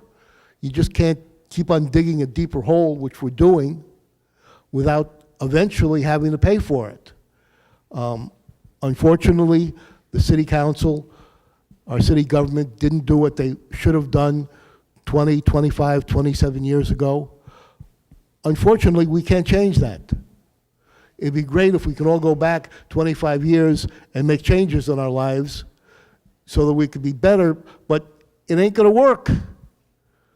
So what we have to do is live what we have right now. Nobody wants to pay any more money for anything, but we've got to have that water. We've got to fill in the aquifer. I don't know if this is the situation here on the Fresno aquifer, but if I keep on reading about the west side, about all the subsidence, where the land is actually going down, where the aquifer is just collapsing. And once that aquifer collapses, I don't think there's any way to bring it back up, which means maybe if we don't do something, and if our aquifer collapses, we're not going to have one. So those are some concerns I have. You know, hey, I don't want to pay any more money. We've been doing conservation of various sorts for years. People sell, somebody mentioned like Lowe's and Home Depot, they sell all these low-flow shower heads. They sell all of these water-conserving toilets. They sell miles of drip irrigation. So we've done a lot, and you just can't say, well, we're just going to do more because a lot of this has already been done. So it's time to bite the bullet, know what we have to do, and do it. All right, thanks, Jonathan. She was next. Hi, Tommy. You know the rates that you posted up there? Are all those public municipalities, or are some of them privates? LA, San Francisco, all some of public. the cities? They're all public? So none of them were privates? Correct. Okay, all right. Didn't want you to mix it. Couple of things. The little plant, Armstrong and Dakota, that was completed 2 years ago, buddy. It's been non-operation for 2 years. It has a capacity, I believe, of 4 to 8 million. It can boost up to 8, it's my understanding. Also, the north plant, the current plant, it operates at 30 million, but I believe it also has a capacity to go up to 60 million. Am I correct? Okay. Okay. Well, let me finish. Hang on. Oh, all right. Keep So, going. so if it doesn't, is 30 the ceiling, or can it go with some adjustments to the 60? So let's say it could. Where are we going with this? I'm just No. trying to figure out. So do we really need then, if that has the capacity to go up to 60, would that not aid? And if we open up the small plant and say we could get it to an 8 million Right. capacity, Would that be do enough? we still? Would that be enough? You want to avoid the southeast street. Well, I'm not totally against it. I'm not trying to avoid it. But, and the other thing, I wanted to clarify one thing, Tommy, because I think some people are a little confused, and they believe, because I get a little confused in this stuff too, and the building of the plant is one thing, and the issue that we have with the wells is a different issue as well. But the plant will offset some of the problems of no longer digging wells. Am I correct, Tommy? Okay, so we don't have to build the plant, even if we reduce, I mean, that's just to make up, and eventually we will close more wells, and eventually we would be at more of bringing in water from, the mountains and that kind of thing. Am I correct? Conjunctive use. That's what you're trying to do. Yeah, conjunctive use. So, Okay. make sure I think I heard your question. So, if we didn't build anything to meet the state rule, I got to stop pumping. Right. I got to turn pumps off. Okay, so you would have less water to have for whatever the things you guys want to do. I have to turn pumps off. And that's just for the one regulation that says stop drawing it down. Because you're right, we don't have to fill the hole up. We just stop going deeper. Separate from that is the regulation about turning off wells because they got contamination in them. That's the second thing. So really what I'm talking about is turning off the wells so you don't get that groundwater, and I replace it with mountain water. That's the plan. Can we at least get clarification on what the capacity? Yeah, I'm going to get it for you right now. The northeast plant is rated for 30 MGD. That is all it's ever going to be capable of producing. Not to get too deep into the design of it, but the pre-treatment basins are hydraulically restricted to 30 MGD. So unlike the southeast plant where we're going to build it so that we can then re-rate the filters, we don't have that option with the northeast plant. And then two, when we do expand it, we're going to need additional large diameter pipelines to move that water away from that facility because what's in place is not capable of doing that either. All right. So I've got a little bit of a dilemma here I'm trying to do my best with, which is if you take a look at the agenda, we were going to have some panel discussion amongst the panel here starting at 7:15. About 7:40, I plan on letting it run longer because I think I've still got some of the original hands that went up like an hour ago. So I'm going to try and take a few more and get to as many as you can, but at some point it was kind of futile, these people even coming down here. And I want to at least give them some of that time because they kind of got shortchanged almost every one of these forums. We've had very little time to talk to them. So let's go ahead and take these hands. Hi. And if you could keep your comments, somewhat concise, Yeah, that would be helpful. I'll ask less questions. Mike, I'm Constance Reagan. I live in Fresno. Anyway, a few months ago, there was an article, and I missed other sessions, so I'm not sure if this is repeating it. But a few months ago, there was an article in the Bee talking about how Clovis is not too worried about their water situation because they had some kind of reserve. So my question is, what did they do right? And is there anything that we can learn from what they did to help our situation? All right. What Clovis do right? What can we learn? So Clovis has a population of about 100,000 people. They have a treatment plant that's 22.5 million gallons a day.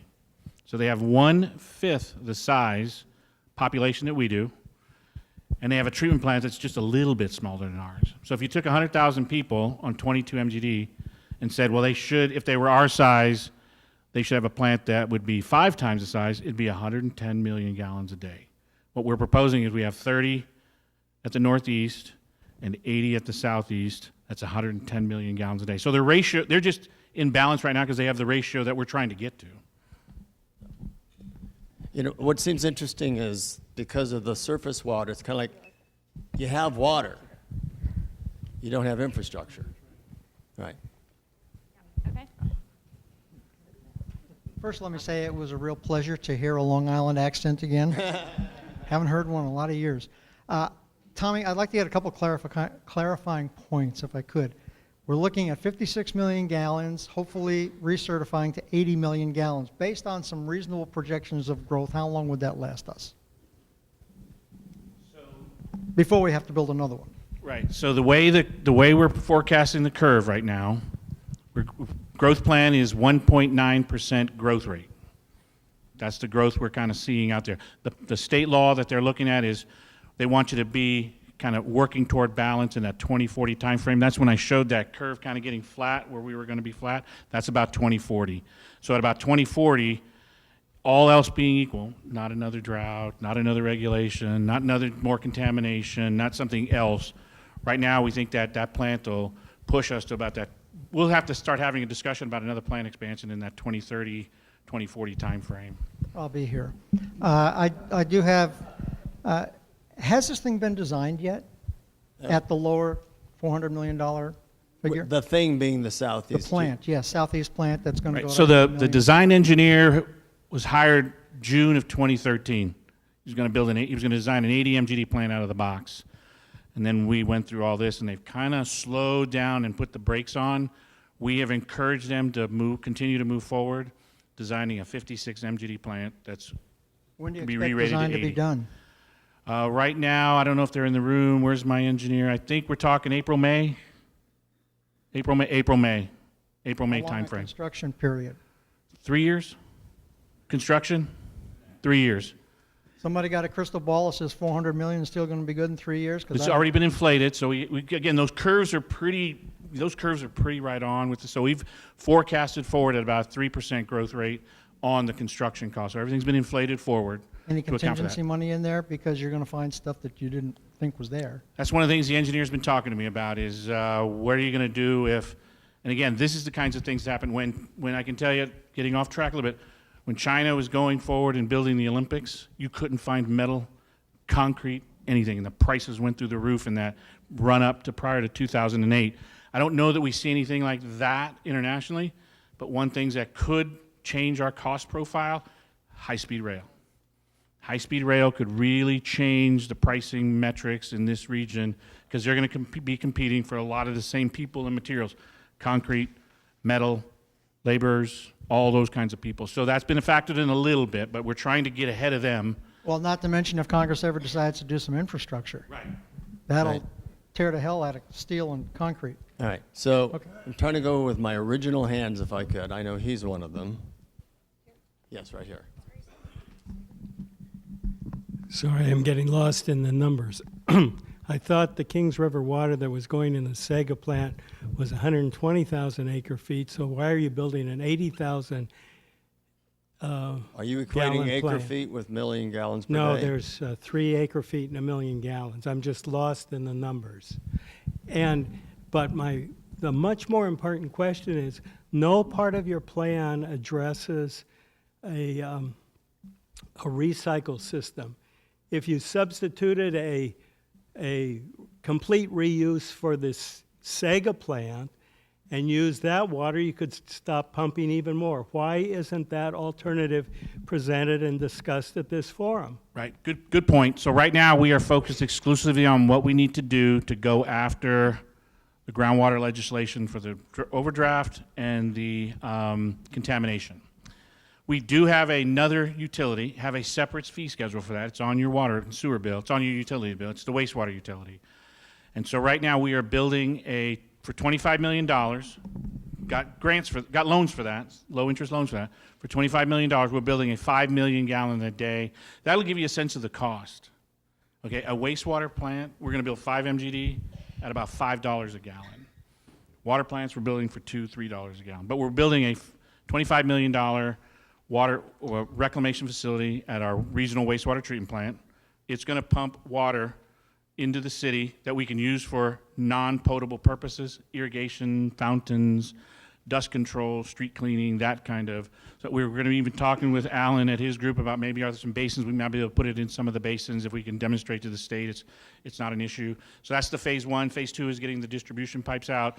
And there's another phase where we're trying ultimately to get 25,000 acre feet out of that plant, but signing up customers is going to be a challenge. So we met with school systems, got a lot of acreage, and we met with them last Friday, so they're interested in being part of that. So the reclaimed water system is part of the overall strategy, but you can't drink the reclaimed water, and that's really what we're trying to get after.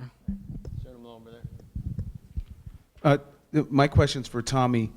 Tommy, you had, I'm back here, Greg Barbarian, you had a graph up there that showed how delaying a treatment plant costs additional monies. I think you had a 1990 number, a 1994 number, and a present day number. And it went from $1 to $2.50? 60, I think. $2.60, excuse me. Was that number adjusted for inflation? That is the inflationary element of that. So for real dollars. No, okay, $1 in 1990 is worth more than $1 today. Did you adjust those numbers? You can't compare what you're spending in 1990 to dollars that you're going to spend in 2014. Those are two different types of dollars because of inflation. Present day value is the dollars that we used. So a dollar that. So in real day today dollars, it would have been $1.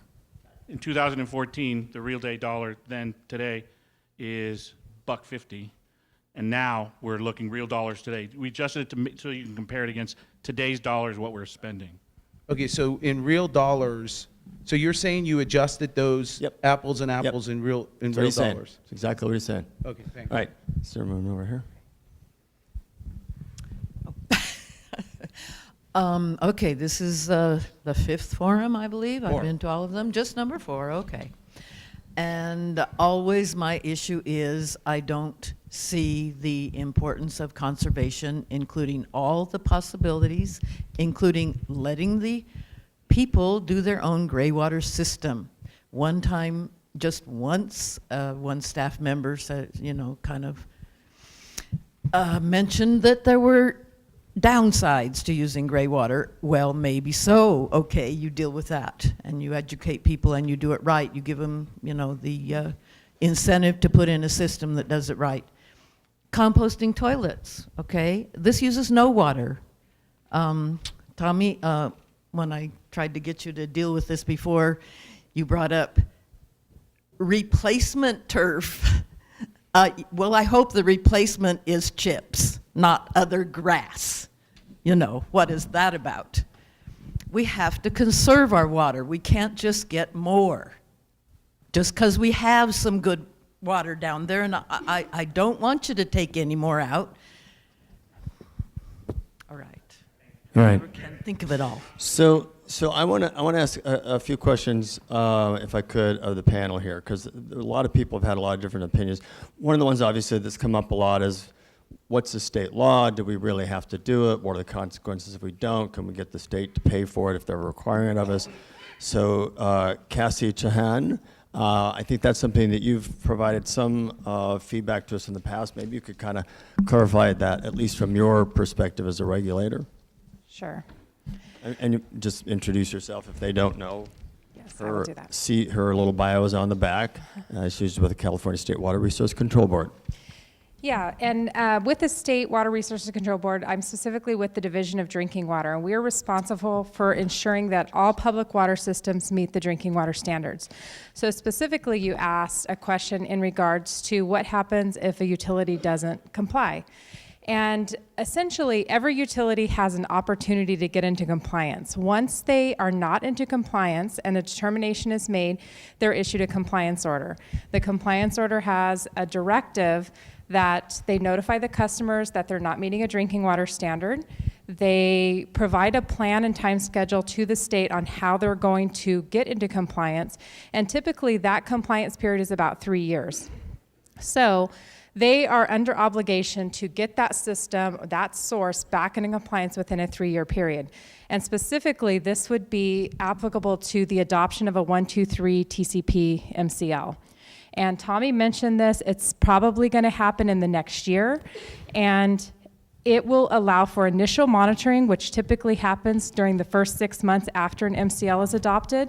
And then after that, compliance determinations are made. So if they are exceeding whatever that MCL is adopted to be, they will be required, the city will be required to conduct more frequent monitoring and determine whether or not they exceed that MCL. Once that determination is made, they get a compliance order for every source that's out of compliance, and they have to demonstrate to the state the plan and time schedule for getting those sources back into compliance.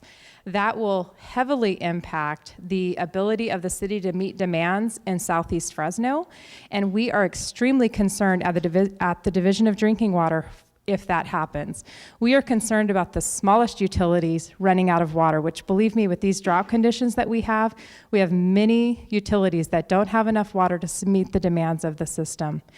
You can better believe that we are extremely concerned with a city the size of Fresno running out of water or not having enough water to meet demands, or having to provide notice to every single customer in the city of Fresno that the water that is being provided that you're paying for doesn't meet the MCLs. Maximum concentration limit Yes. for that thing. Can Sorry. I ask my panel members to come sit up here and might make it easier just to shoot you a few questions? One of the ones that came up a lot was conservation. And I don't know who or whether anyone want to take that on, but how much of a contribution can or should conservation make to making sure that Fresno has enough water? Is there enough unrealized potential in that? Right now, we have really capitalized really a lot on conservation. We invested $75 million to install meters, and with that, we reduced the consumption in the city 18 to 20%. So we've made a huge investment already in conservation.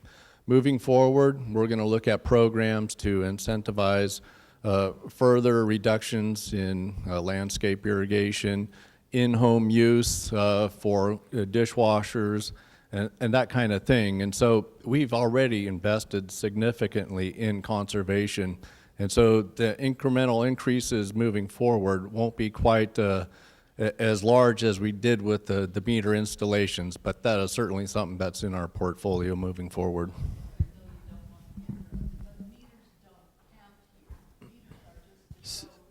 So the experience that he's talking about is that the addition of meters did in fact cause you and the people in Fresno to use less water. Okay, the we should have done it a long time ago is kind of not what we're trying to talk on. So he's saying, okay, so what he's saying is it's really important and a lot's been accomplished and a lot more needs to be accomplished. But I guess I'm getting the sense that some people think that if you recharge more and you conserve, you don't really need surface water or more surface water treatment. I mean, yeah, it's just impossible to conserve our way out of the imbalanced water budget. It just cannot be done. Fortunately, and this is a unique circumstances Fortunately, the city of Fresno has an adequate water supply to meet all of our needs, to correct the groundwater overdraft, to compensate for these extraordinary regulations that are going to be coming out soon. What we lack is the infrastructure to put that water supply into use. There are communities all over the state that envy the position of the city of Fresno and could not possibly imagine why we would not be bringing these water resources into play in the community. Anybody else? We're talking about, bringing in surface water into use, and there was a lady earlier on that mentioned, growing crops on land and having housing on there was probably a wash as far as water use, and that's pretty much a true statement. The problem is that, as that surface water that was being delivered to that land isn't being delivered there now, and we are relying on the groundwater to meet that demand. It would have been ideal to have a surface water treatment plant in place so that, the water that was being delivered via the canals and whatnot would be serving those homes. And so it's really, we need to build this infrastructure, as Martin was just pointing out, so that we can fully capitalize on the surface water that's available to us. Otherwise is, a lost resource. And so, and this builds on to another thing I heard several times tonight, that we need a water budget. We have a water budget. That was the first thing that we did as we were pulling together this plan. We looked at the surface water supplies we had available to us. We looked at how much groundwater can we sustainably pull and use to serve the customers. And we also looked at recycled water. That is part of our portfolio. We looked at what it's going to take for the next 50 years for water supplies in this city, and we developed a very detailed plan. And we need to start building this infrastructure. It's the can has been kicked down the road a long time, and what we're proposing is the true up to start taking advantage of all those surface water supplies that have been historically delivered to the agricultural land that is now homes, and so that we can sustainably meet the water demands in the city. One of the other issues that's come up a lot is the rates and both the size and the speed with which they go up. One woman talked about kind of a 25% being a big shock, and that 8% would be a whole lot better. So I don't know whether Mike or Tom or whatever. Is there a way that you could slow the growth of water rates so that it wouldn't have such a large impact so quickly? Or what could you do? Well, yes, we could make the rates go up more slowly. However, as has been pointed out, a big part of this project is going to be bond money. And the banks who are going to loan that money, they want a revenue stream to pay that bond back. And I can tell you that if they're told you're not going to see your money until 6 or 10 years from now, they will not loan you the money to get that plant built. So 5 years is about as far out as any bank is going to accept in order to be able to issue the bonds in order to raise the capital for this project. What tricks do you have in your years of experience to slow down the rate of My role as the rate consultant is to help the city develop the rates in compliance with Prop 218 requirements. So one thing that clients normally do is they can adjust their expenditures, their annual expenditures. In addition to deciding how to fund a project, they can decide when to fund it. And as Tommy and others have mentioned, they have their $429 million CIP and a 406, and those two programs reflect their attempt to attenuate the amount of cash they'll need to implement those programs. But primarily by doing less rehabilitation and repair. That was kind of a big factor, right?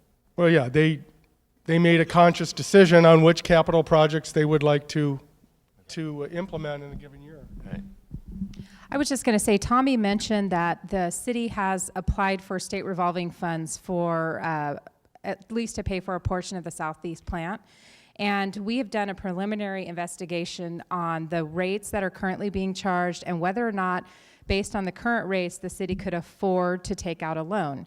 And the Division of Water Rights, the Division of Drinking Water, along with the Division of Financial Assistance, administers this state revolving fund.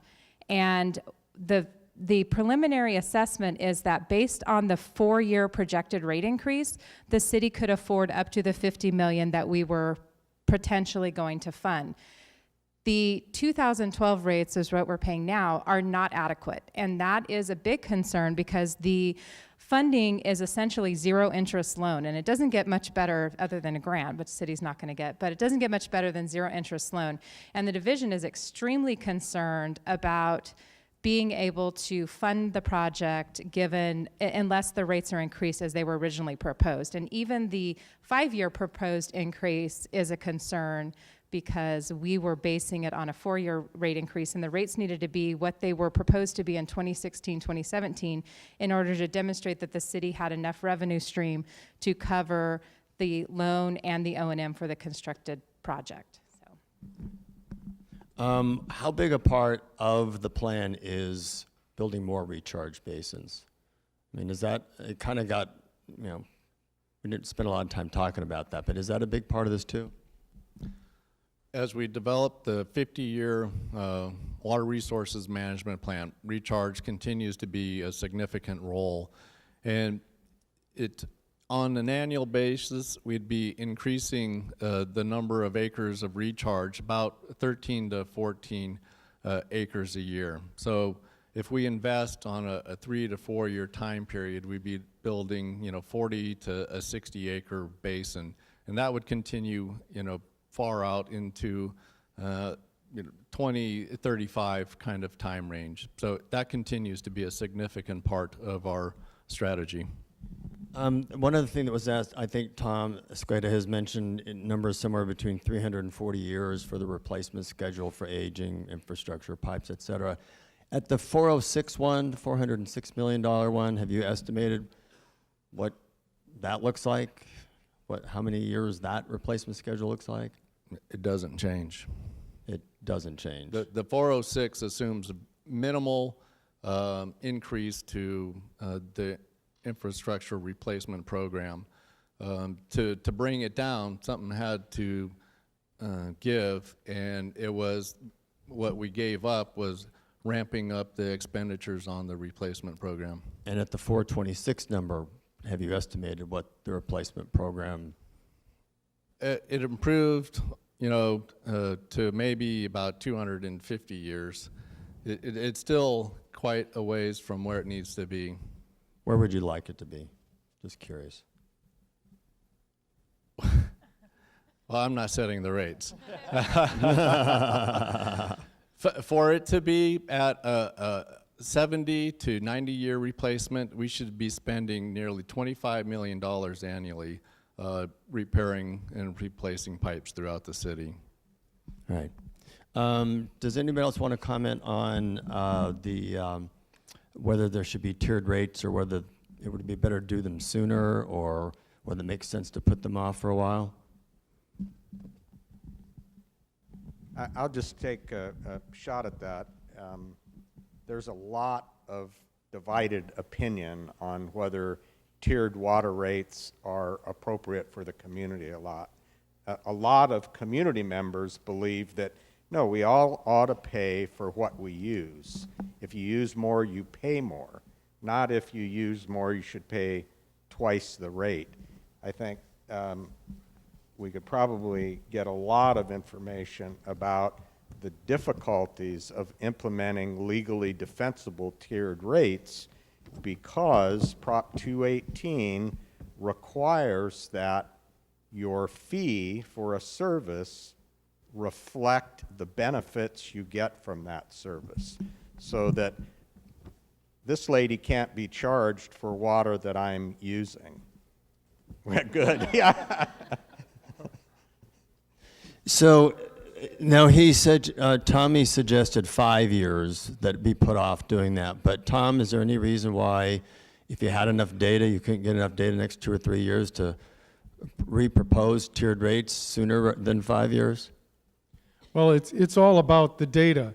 The city had a summit out during these series of forums. They had a summit, and one of the invited experts was a member of the Howard Jarvis Taxpayers Association. And that association initiated Prop 218 back in '97 when it passed by the voter referendum. And they're the watchdog on implementing and making sure the municipalities follow that part of the Constitution. It's safe to say that whatever the city might have done with tiers as opposed to the uniform rate, it was going to get a very high level of scrutiny by the taxpayers, by Howard Jarvis taxpayers, as well as all you ratepayers. So it was imperative, as Tommy explained, that the data we use be very sound, and that when he presents it at a forum like this, everyone can feel confident that it represents the usage patterns of the users. And Tommy said something that bears repeating. It's not only used to set where the tier would toggle between one rate and another, it's used to set the rate itself. So if your uniform rate, for example, is $1, and in a tiered rate structure, the second tier is $2 and the first tier is 80 cents, you can bet your bottom line you folks are going to want to know why that is. And that's the data we're talking about, and that's why I think it's prudent that the city wait until they accumulate enough data to present it to the community and not break this trust they're trying to establish in front of all you, not just in the expenditure side of rate making, but how you allocate those expenditures between different users. All right. You know, you have something you want to add? I was just going to say, in terms of rates, I'm very sympathetic to rates and how much communities are asked to pay. And we had a comparison of our City of Fresno rates, both existing and proposed 5-year rate, compared to very large utilities throughout the state. What I wish we had was a comparison of what the citizens in Fresno have to pay compared to the extremely severe disadvantaged communities in Tulare County, Fresno County, because a lot of those communities are paying $70, $80, $90, $100 a month for water. And talk about not being able to afford. I mean, this is the lowest poverty level in the Fresno area, various counties in the Central Valley. And they are having to make that sacrifice to pay for water because they recognize the importance. So I wish we would have had a demonstration of how our City of Fresno rates compare to what those extremely disadvantaged communities are paying. You know, there does actually sometimes, I think, kind of gets missed. There does seem to be a certain amount of consensus, if you will, about certain things. I didn't hear anyone say conservation was a bad idea. I didn't hear anyone say replacing aging pipes was a bad idea. I didn't hear anyone say recharging more water is a bad idea. Where most of the disagreement seems to be around as far as what should be done, not necessarily how it should be paid, because there's lots of ideas about how it should be paid for. Seems to be around the treatment facilities mostly. So I'm just curious if anyone on the panel has any additional thoughts about the necessity or the not necessity, it's hard to say. Build a smaller plant, build no plant. I mean, do you have any alternative views on what you think needs or should or couldn't be done? It's no accident that the proposed surface water treatment plant is scheduled to go into southeast Fresno. That's where the groundwater unit is the weakest, where the groundwater contamination problems are the most severe, and where it is most difficult to cost effectively recharge water. If that plant doesn't go in, at a minimum, southeast Fresno is going to be in serious water supply crisis, and we'll be getting routine notices that the city cannot comply with drinking water standards. someone mentioned earlier the rate consequences of no growth initiatives, what they can do to the costs of dwelling. But I can tell you from personal experience, notices that drinking water does not comply with state mandated standards is devastating to resale values and to property values in the area impacted. Anyone else have any thoughts on that? I just want to touch on the sizing. Looking at water demand use from 2004 when we brought on the Northeast plant and averaging it out over a 9-year period, we continue to overdraw 40,000 acre feet annually. The sizing of this plant is so that we can stop that overdraft, allow the groundwater levels to, they don't have to go all the way back to the 30s or 40s, but the projection is to bring it back to 2005 levels where we can keep our wells in operation. And then two, you know, meet the demands, and conjunctive use is the real thing that we're trying to do here, and that provides the city the best benefit throughout the entire city.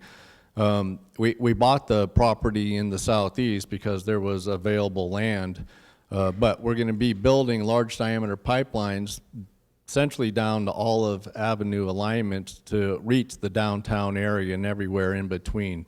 So it serves the entire southern half of the city, as well as address the issues that Martin talked about. You know, one of the things, yeah, just if you could just say what you mean by southern. In south of, you know, maybe the Dakota alignment. You know, one of the things that didn't get talked about a lot tonight, and I'm a little surprised, is kind of resiliency and the ability. Climate change was brought up by a couple of people, but what does having that capacity to deliver either large amounts of groundwater or large amounts of surface water do for you in terms of dealing with things like droughts or climate change? And that's the real beauty of the sizing of the plant, because I was talking about offsetting that overdraft. Well, we're doing that where you start putting money back into the account is probably the easiest way to think about it.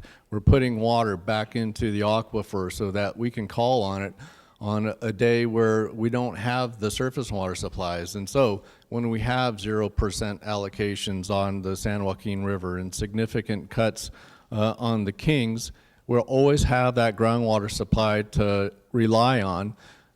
We'll turn the wells on, get us through, you know, it's 3-4 years, and then as the rains return, we'll start shifting our use back to the surface water supply. So it really is about, you know, having a very strategic and resilient water resource system so that we don't have to get into the significant stage 1, stage 2. You can go all the way up to stage 4, and that's where you're going to get into the moratoriums and really limiting the development. So with this strategy, we provide the greatest benefit to the citizens of the community. So the curve that we've seen a couple of times where the groundwater level starts to recover, that's not a straight line process. I mean, there could be years during drought when you don't have surface water where it's going to go back down again because you're having to draw upon it because you don't have the surface water. Is that what you're saying? That's correct. That's a very generalized kind of graph. There will be certainly up and downs as we go through the different climatic changes. All right, Cassie, I thought I didn't. Oh, go ahead. Since I've been speaking so much, I thought I better, you know, jump in here a little bit. A couple of things I wanted to say. You know, the state is very good at initiating laws and requiring us to meet either new groundwater standards, water quality issues, and new standards. But they're very good at setting those laws, and a new law that they've been referring to is this Groundwater Sustainability Act, where we actually have to start showing that we're going to be sustainable. That's not only for the cities, that's for ag as well too. And so we'll be working at doing that. They're good about putting those laws into place, but they don't give you any money to do it. You know, and so, you know, whether it's whether it's meeting sustainability or whether it's meeting water quality, they generally don't bring money along with it to help you get there. And hence, but they're willing to give you something like a fee option to go out and fee your constituents to be able to do that. Well, the problem with that is that it's going to cost us money to do what the state is asking us to do. So the Groundwater Sustainability Act has already been passed. It's upon us. We're going to have to deal with that issue, and we're in the process of looking at how we actually comply with that. They haven't gotten done with what they call the rulemaking, which is essentially is going to tell us exactly what it is that we need to do, but you can bet it's going to cost us money. The one thing I do want to leave you with is this, that we've talked about 25, 27 years that this plan has been in place. I have copies of engineers' report that this city and the Fresno Irrigation did in conjunction with each other that were dated back to the 1960s that are saying and recommending that we ought to be doing exactly what we're talking about now. You know, I find something kind of ironic, which is that a number of people tonight have said, actually started, I think, at the last forum, gosh, why didn't you guys do something sooner? Why have you kicked the can down? And now that the state is saying, well, don't kick the can down, do it, people resent the fact that the state's telling you to do it. But it kind of sounds like you would agree what the state's telling you should do is what you should be doing. So whereas it's a state law, we wish they wouldn't tell us to do it, but does anyone think they're telling you to do the wrong thing? Well, I can tell you that some of the things that are occurring are just not sustainable. We can't continue to overdraft the underground and believe that we're going to be okay. Somebody stated that you're going to have subsidence out there. That's occurring on the west side, and it's getting closer this way. It's happening in Madera County. It's actually happening a lot more than you actually think it is. We just don't see it. But you drive out to the west side and you see a well that's standing up about 4 feet above where the ground is at, and you got concrete up. It's not that that went up, it's that the ground went down. And so sustainability is something that we have to address and something that we have to do. If you take a look at the west side, take a look at how much land has been fallowed out there. Take a drive out there just to our cities to the west. That's happening on the east side as well too, down in Porterville, down in Tulare County, those sorts of places. So sustainability, we have to address it. Right now, the state is going to allow, the law allows the local agencies to actually take control of that and try to put something into place. If we don't do it, it falls back on the counties to do it. If the county doesn't do it, then the state will come in and actually begin to regulate, and this is a word that you don't want to hear, and that's adjudication. You don't want to get to the adjudication place. You want to be able to address it locally, and that's what the local folks, the cities, the irrigation districts, we got county members, and we're going to move down the road to try to address sustainability. So Gary, I'll bet some people in this room don't know what adjudication is or means. Adjudication means basically you're going to go to court, you're going to get sued, and you're going to end up in court and spend millions of dollars, and you're going to end up eventually back to where you knew you should have been to begin with. So, meaning what? Meaning that we need to be addressing the issues like the city's addressing tonight. So does anybody on the panel think that what the Groundwater Management Act is forcing you to do is the wrong thing to do? I don't. All right. If any of you do. Cassie, you don't get to weigh in because you're with the state. All right. This is a trick answer.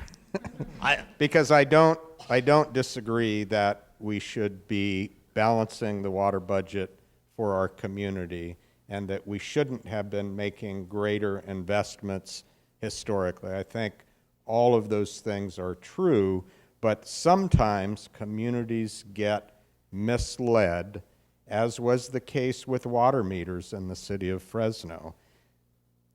We would not have water meters, and we would not have the city's 60,000 acre-foot CVP contract if Sacramento had not said, we're making a new law, you have to have water meters. Today, virtually everyone believes, not everyone, but virtually everyone, well, of course, we should pay based on what we use. Meters do result in conservation, generally 15 to 20% reduction when meters are implemented. That was the case when the community had it wrong. I never looked to Sacramento to save us, but in this case, they did. And we might have that same feeling about the groundwater sustainability law eventually. Can anybody else just kind of open this up just to anything, and anything else about like financing or rates or anything else that anybody felt like they didn't get a chance to say that you would like to share? Tom? Right, I'll be a little bit of a historian here. You may remember the prior rate structure before the single family had the 61-cent quantity charge and then the $13.50 meter charge. It was a flat charge for the 8,000 square foot lot and then another 20-some cents for each additional 100 square foot. It was really a crude proxy for a meter, is all it was. And so now that you have meters, we mentioned that they stimulated conservation, but the other thing they stimulated or afforded you was equity, so that those people who really use less water, and there are a lot of people in this community who their winter water use pattern occurs throughout the year. And now the meter measures that, and they constantly have a low bill throughout the year. And on the other hand, there's people who have a lot of grass, and they pay a higher bill. But those are the result of the meters being in. Anybody else on the financing? Yeah, I just want to say one other point of confusion, and this looks like a bright audience, so it's probably no one in here has this. And good looking too, might I mention. And good looking. And Yes. young, especially. Okay. But a very common misunderstanding in the community is that bill, I hear it all the time. I got my water bill. Well, no, you got your utility bill. And in that utility bill, there's a wastewater charge, there's a garbage charge, and then there's a water charge. Now, I heard a woman at a recent one of these events say, does anybody here ever get a $24 water bill? Well, yes. It's the average typical water bill for a single family residence.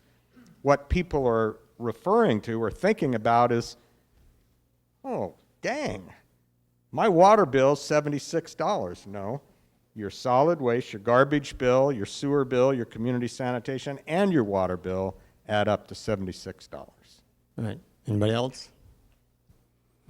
We were going to save 15 minutes or so for Tommy to make some closing comments. I saved you like 5.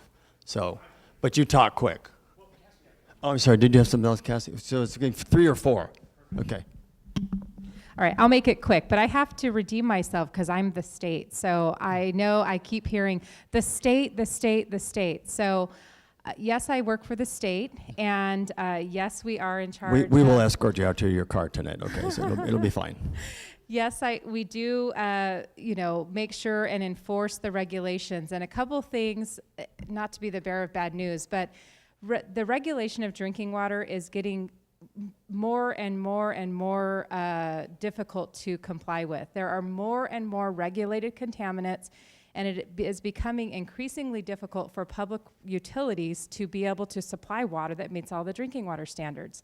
One, and Martin pointed out that one unique advantage that the city of Fresno has is that they have a surface water source that regardless of what the regulations are, they can treat that raw water to a quality that meets all of the drinking water standards. That comes at a cost, and I recognize that, but it's not at a higher cost than what it costs to provide wellhead treatment for removal of 123 TCP, or whatever the next drinking water standard is that's going to be developed. And there will be another one. There always is. So I wanted to point that out, and I also wanted to go on record that the Division of Drinking Water strongly supports the construction of the Southeast Surface Water Treatment Plant. We recognize the importance that the city of Fresno develop a better water portfolio to meet the demands of the customers in the city of Fresno. And yes, we have strong concerns about using the natural conveyance system to get that water from Kings River down to the Southeast Surface Water Treatment Plant site, because there are a lot of sanitary hazards along the way, which could result in a more robust treatment plant that cost even more to build. So there are concerns, and we've gone on record as being unsure of whether or not we would be able to permit that source unless there was a constructed raw water pipeline to get the water from the Kings River down to the southeast plant. So that's why the cost went up for that piece from Right, you saw an it went open canal to a pipe. Right, so Got it. essentially the original proposal was to make improvements along the canal alignment to mitigate some of the sanitary hazards, but it wasn't going to be enough. So the city proposed a pipeline in a pipeline conveyance report that we received, and we strongly supported the construction of a pipeline. And that in turn resulted in a significant increase in the raw water pipeline. All right. So thanks. Tommy, you're. So I had a lot of different things I was going to say to close, but I'm not going to do any of those because I know everyone wants to get at it. Just a couple of things, though, I do want to say. Thank you very, very, very much. I got on the job on June 16th, and about 10 days later, Mr. Vagum got some signatures in, and I was like, what's that? What's going on with that? And then that got certified, and next thing I know, we got a lot of things we gotta do, and it resulted in this engagement process with the community, and that has actually been very, very good for me. Being new, you guys have all been very kind, very generous with your time, coming out to do this. This is a big deal, water. I think the fact that you're here demonstrates that you see it as a big deal, and I can't thank you all enough for giving up of your time and energy and input, the emails, all of the things you guys have been throwing at us to try and help us together kind of navigate this thing we want to do to kind of get ourselves ready for the water needs of the community. So I just wanted to close by saying thank you. I appreciate everybody coming. And our meeting with the council is scheduled for November 20th. So it's 10 days from now. And so between now and then, Mayor will look this over and make a final decision on what she wants to recommend to the city council, and that'll go on November 20th. So thank you all very much for coming. Appreciate it.